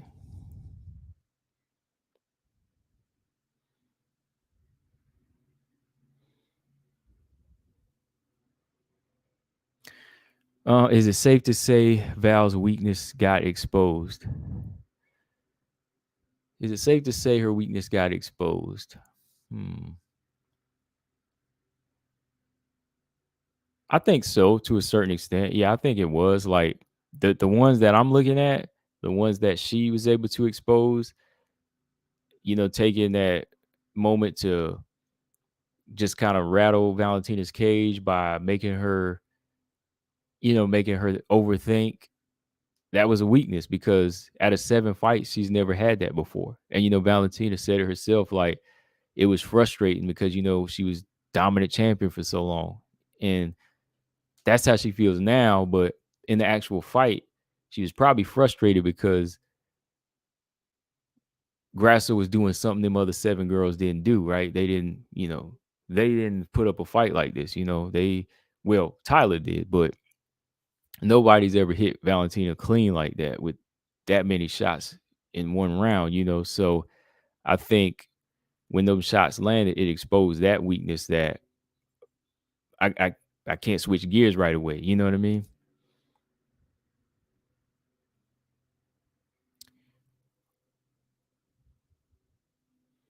Now, that's not to say like she's this bad fighter now.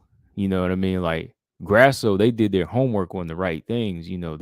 They saw those little holes. They saw them little holes there, and they worked on that.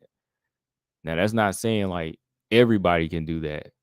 Not everybody can do that, but they worked on what they saw that fit Grasso's style. You know what I mean?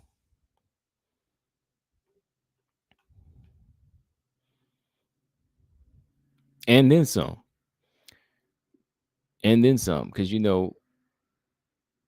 Grasso's been working on her ground game. So they said, you know what? Well, we'll keep doing this over and over. You might not like doing this. You might not like doing this. So it's like, okay, well, we're gonna drill it every time because if you want to get this victory, you got to step out of your comfort zone, right?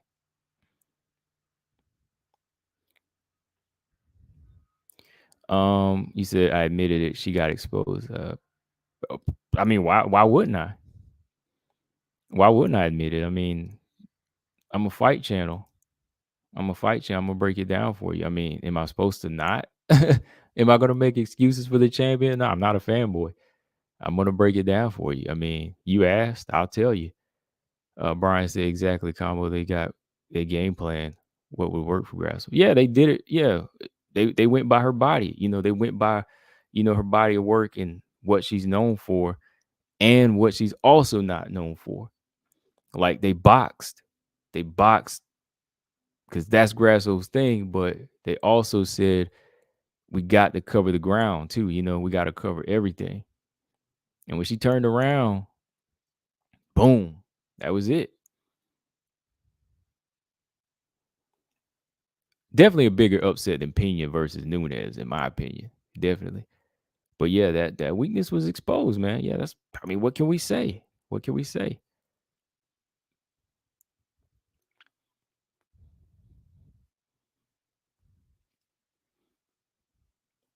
Because these weaknesses are the same ones I said we're gonna use on when I did my keys to victory. You know what I'm saying? Like when I did keys to victory, I said, okay, if I'm training Grasso, this is what I'm gonna do. You know what I mean? This is how I'm going to do it. And that's what people don't understand. When I do a breakdown, like a keys to victory, I'm pretending I'm training that fighter. You know what I mean? Like I'm pretending I got that fighter in my corner. I'm gonna say, okay, Grasso. Okay, this is what Valentina does. This is what you have to do because this is what you are. This is how you fight. So This is what I see Valentina do. Okay, well, this is what you need to do. She doesn't like getting hit, so let's start disrespecting her space. Let's start hitting her. Let's get her agitated. You know, and that was the one I said, "Oh wow, that's working." You know, active. Being active, letting them shots go. A lot of that stuff was like just looking at Grasso and just saying, "This is what you got to do." Now, like I said, I didn't know she was gonna be able to do it, but I'm just saying, if I was training her, that's what I would tell her to do.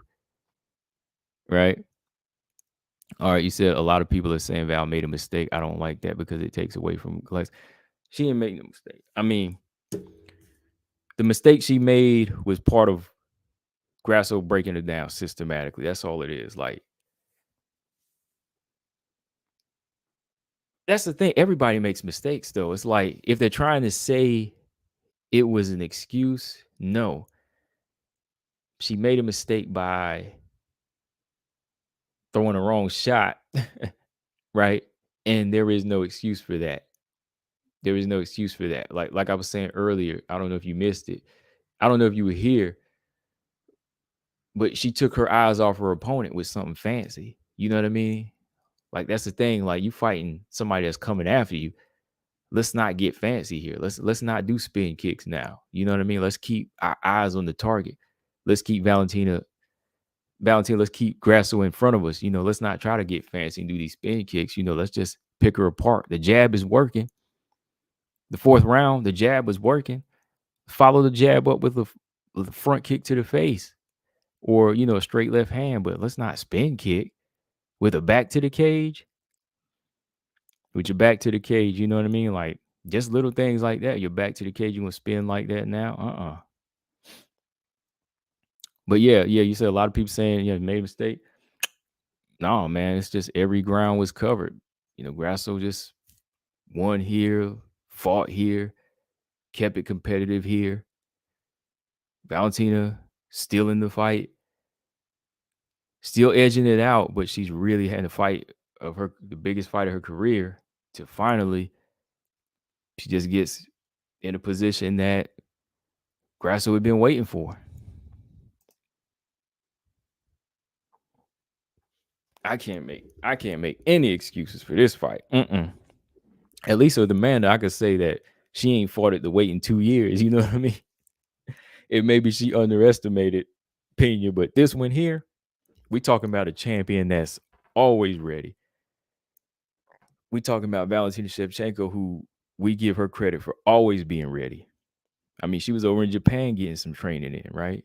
We talking about a fighter that likes to fight many times a year, wants to fight every year, and somebody we got to go back and look at our receipts on and say, this person is up at the top, pound for pound, one of the best fighters. So the day they lose in this fashion, got to give person credit for how they beat them, right? Got to give credit for how they beat them and how they did it.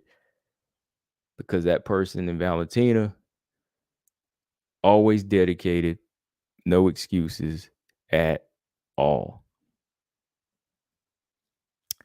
So yeah, with that being said, I've been on here for about almost 2 hours. Like I said, I was just doing a backup show from last 2 weekends, because I missed last week's show, but let me see what y'all got to talk about here in the chat.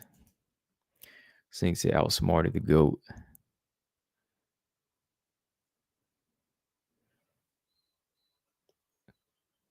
Hold on.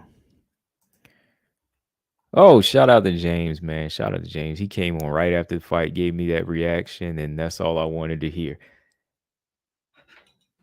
And, well, I ain't gonna say we were all in the same boat because I picked Valentin, but not like he does. I don't think anybody was I don't think anybody was in James's boat when he picked Valentina because he's in his own special boat when it comes to how he picks Valentina, right? She's unstoppable. Nobody has anything for her. But you ain't giving these other girls credit, man. Like you gotta look at what's happening in this division, man. Everybody's growing. And that's what I've been saying for a long time. Flyweight, it's gonna get it. Flyweight's going to come into it, into itself. Flyweight's going to come into itself. It's going to be um the next best division, because think about it, man. Like, these girls are wanting to come down to flyweight. There's not a lot of older fighters here like bantamweight. Some of these girls are moving up from strawweight because it feels better to fight at flyweight. It's better on their bodies, and a lot of these fighters are well rounded too. So you got a mix of you just got a good mix too, man. Like, no fighter fights the same in this division, so it's really hard to say now that Valentina lost who's going to be the long reigning champion. Like, I don't even know like that. Like, I'll say this before I leave. Like, Grasso looked good tonight, but like, how would she look in the next performance? Can she hold the belt for 2 or 3 title defenses? Yes or no? What do you think? I know there's a lot of people that happy Valentina just lost, and some people just wanted to see Grasso get that belt, but do they really believe she can hold it for that long? I mean, you got Aaron Blanchfield, Manon, Amanda Ebos on the rise right now.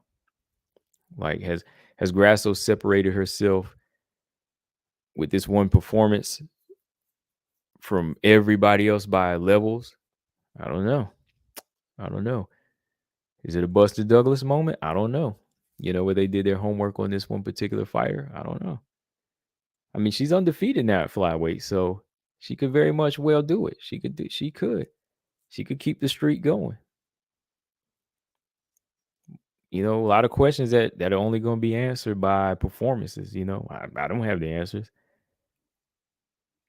Not saying I have the answers. I'm only giving you my opinions. That's it. Not saying I got the crystal ball in front of me, thinking I know what's going to happen for sure. I'm just making a prediction here. Yeah, Lafayette said depends on who she fights. Aaron, Manon, Tyler are all hungry. Yeah, I think so. But actually, I'm actually going to be on a little bit later tonight. I'm going to be on later because we're going to talk about this flyweight division as a whole, man, because it's getting crazy. And, I've been keeping my eyes on this division and watching it. I know when a lot of people didn't think it was hot, but now it is. Walter Bell, what's up? He said that move required cat-like reflexes. Yeah, that and just good timing. Just really good timing. Well, and they studied it too. I mean, I don't know if you saw I posted the link for it. 6, what's up? He said Lamos versus Wei Lee will be announced for International Fight Week. I hope so. I hope they do. I hope they announce that fight, man. I'm gonna be ready, man.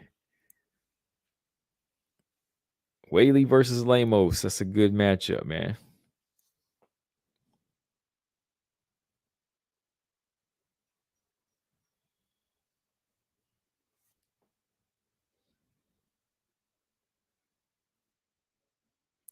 But with that being said, I'm getting a little hungry.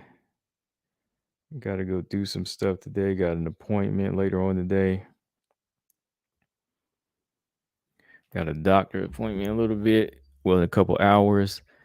Gabby said Wei Lee versus Lamos is a good fight. Yeah.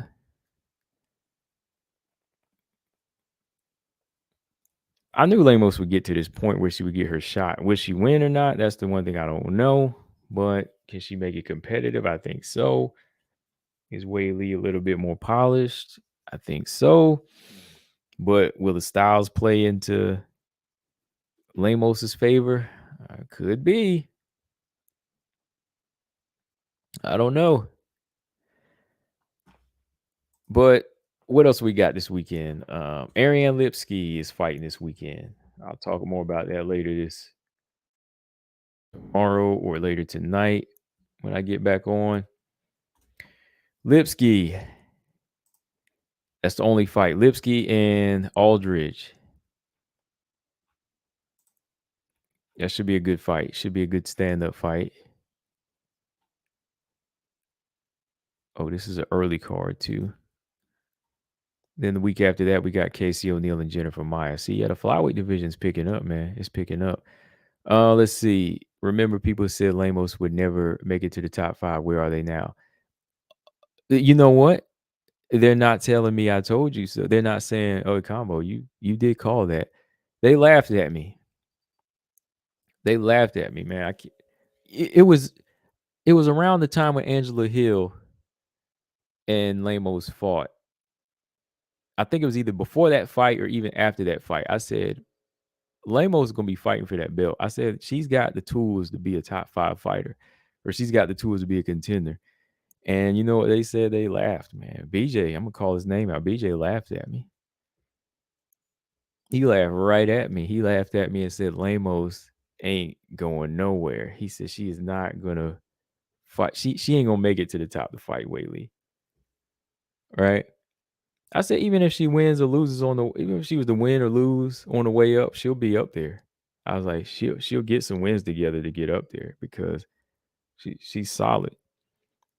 You know, I didn't say she would never lose, but she's still a solid. Everybody loses every now and then. It's MMA. But yeah, I said she would make it to top 5. Yeah, get up there and fight for the title. You said I believe Whaley will win, but Lamos is dangerous. Yeah, that's kind of how I feel too. Like if Whaley was to win the fight, I'd be like, hey, the girl's hot. You know, she's hot on it. She knows what she's doing. She's talented. But I definitely think Lamos can make it interesting. Now against the cage, I don't know. You know, Whaley might have that advantage there for sure. She pins her up. Gabby said Whaley Lamos ends in round 3.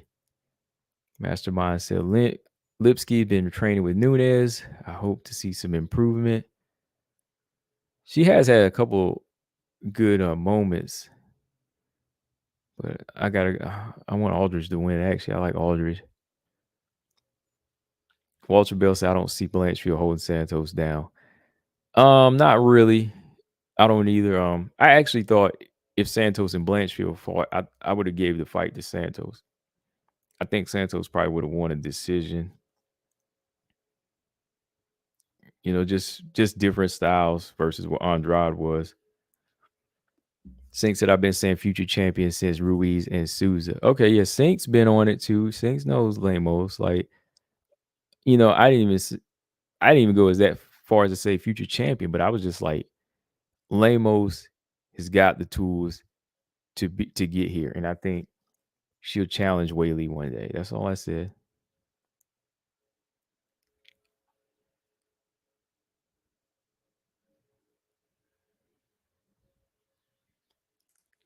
She's the next champion. Santos is. How do you think? Hold on, Six said, how do you think Whaley would do now against Valentina? Hmm. How would she do? Well, the difference is now.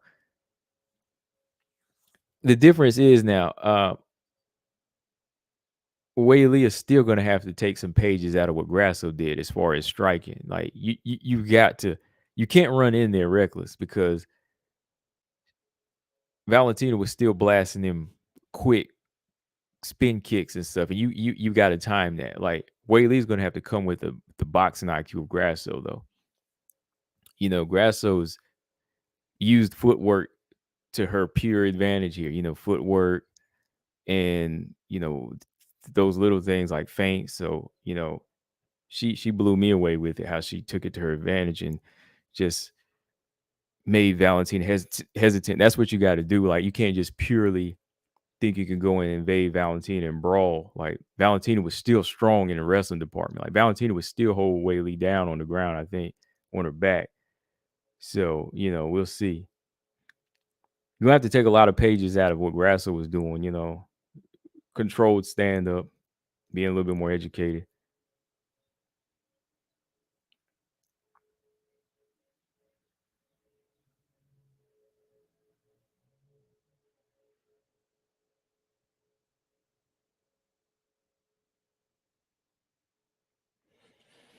Either Lamos by TKO or Whaley by ground and pound.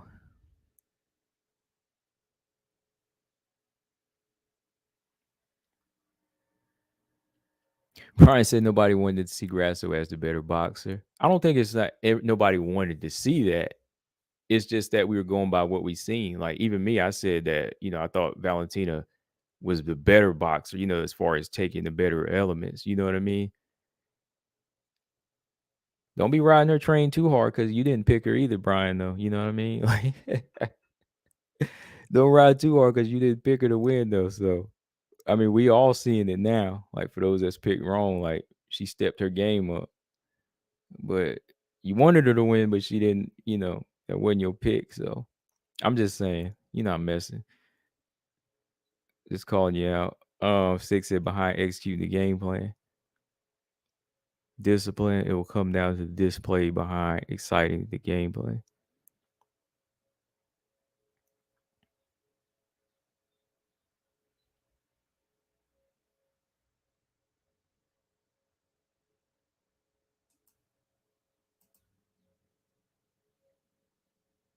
Yeah, you said she was a better boxer. Yeah.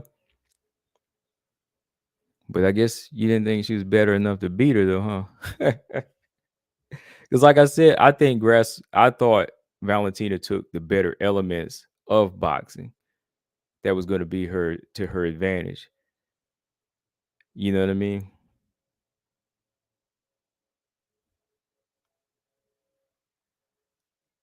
Whaley at 125 too, I don't know how that would look like as far as she might look good at that weight too, she'd probably be strong. But let's see how a rematch with Grasso looks first. Like if Grasso go in there and do something again to Valentina, then I'm gonna be like,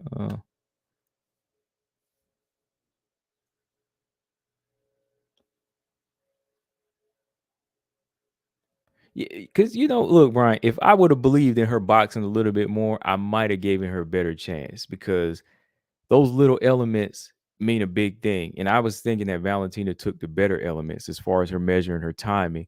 But if you felt her boxing was way better and she was taking the right things away, hey, you should have wrote it out and picked her and said, oh, she can time her and she can outbox her.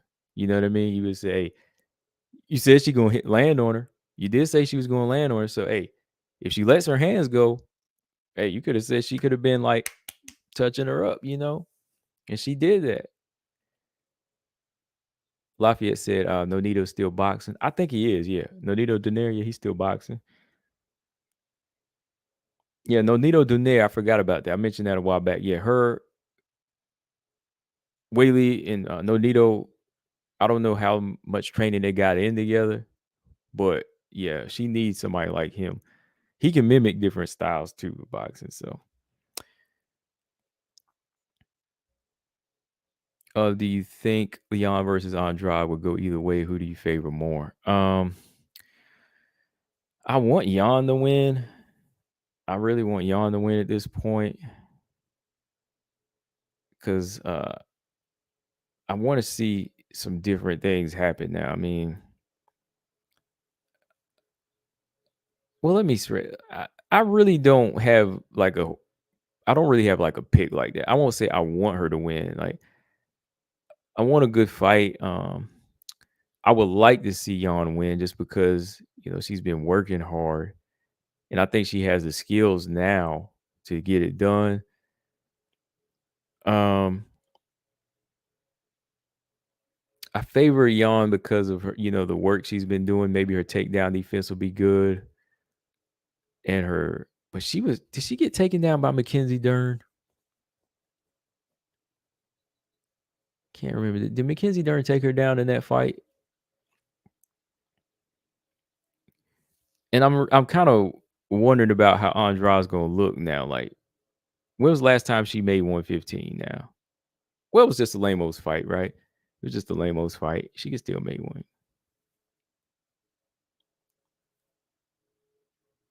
Yeah, she still made weight. Yeah, she can still make weight. I just think that Jan's got the tools, and there's so many blueprints on beating Andrade. I favor Jan right now. Yeah, she's got the size. There's like 9, 10 different ways to beat Andrade, and if you can't capitalize off of that, then you don't You don't deserve it. Let me put it that way. And that's not disrespecting Yon. I'm saying it's right there, Yon. There's 10 ways to beat her, right? There's 10 ways to beat Andrade, right? How many times she lost? Hold on.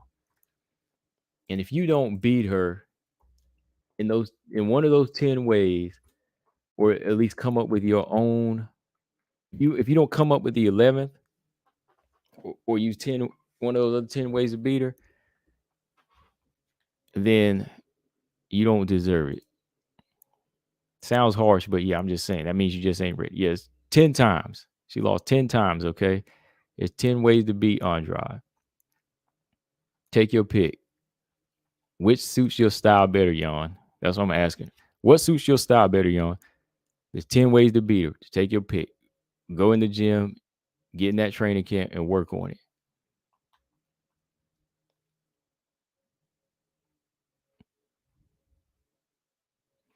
Robot Chicken said, give him his flowers. I never doubted Grasso, even in Who You Got comics. I'll take Grasso. Oh, yeah. Okay. Yeah, you were one of the ones that picked it. Okay.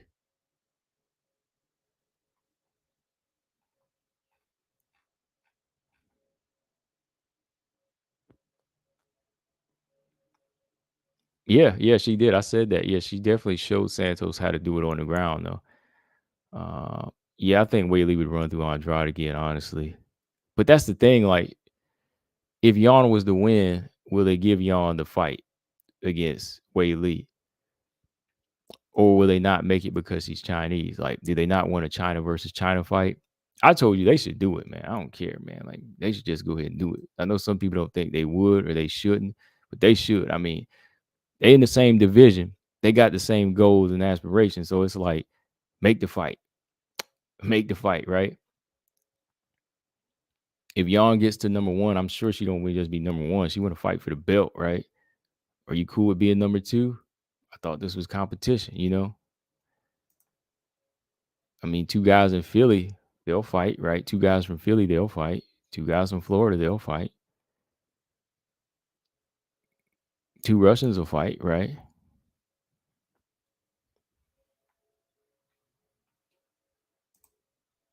Blanchfield's Jersey coaching staff is nice too. Yeah.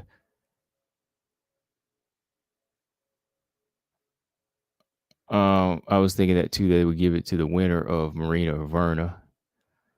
That would be a massive jump though. Like even for Verna General, because what she's number 10 now. If she beat Marina number 5, will she get the shot after Lemos? Possibly. If Andrade beats Jan, Andrade is number 4, right? That's what I'm saying. Rankings are weird, man. Like Andrade just lost and they bump her up to number 4. She should have stayed at number 6 or maybe dropped the 7 or 8. Lolita, what's up? She said Santos over Shevchenko the second time around, possibly. The UFC doesn't. The UFC does want Jan versus Whaley. They want to have an event there for China. Okay. Yeah, I don't think Whaley like expressed big interest in it from what she had said, but yeah, I gave my thoughts on that before. I was kind of like maybe they should make it happen though, because it's still a fight, right? But yeah, I'm done, y'all. I got to get up out of here. That's a good show. I'll be back on later. We'll talk about some flyweight division, and then I'll be back on like another 6-7 hours. He said recently they did a press conference over the PI, the one in China, and said the UFC wants Whaley versus Whaley Yan happening. Oh wow, dang, they want it to happen. Okay, all right. Make sure y'all hit that like button and subscribe. All these platforms, where you listen to podcasts, iTunes, Spotify, all of that. And subscribe if you haven't over here. And yeah, we'll talk again later. Good show, y'all. Wild weekend. Like I said, still kind of hungover. I'm buzzing like Sync is. Sync, he's still coming down from the high. I love it. We needed a change. Every now and then we need to check up in these divisions. But y'all, it's just a fight game. Don't take it seriously, man. Like, where you at, James? I mean, some people ain't come back, Some people be hiding now. I know it took a lot of people to come back. Like some of them had to take a deep breath before they come back on. I'm like, it ain't that bad, y'all. Come on, y'all made a bad pick. It's okay. I know. Called BJ out again. He was gone for like a week whenever Montana lost. I'm like, dang, come on, yo, it ain't that bad. I ain't going nowhere. I'm just saying, yeah, I ain't going nowhere. I'm gonna be right here. Have I heard from Claude? Yeah, actually, yeah, Claude was in here just a few minutes ago or an hour ago. Before that, I haven't seen him anywhere though. And I know he was one that kept telling me he felt sorry for Grasso that she was gonna get it rearranged, but he popped up. But yeah, it's all good. Fighters lose all the time, y'all. It's like I said, it's fun. It's all in fun. It's not that bad. You know, your champ for the fanboys, your champion. She had a good long reign. I still give her a lot of props for being as disciplined as she was, but somebody's gonna come along and take that. Somebody's gonna come along and want that smoke. You know, on that note, Combo Breaker 99, I'm out. Subscribe. Peace.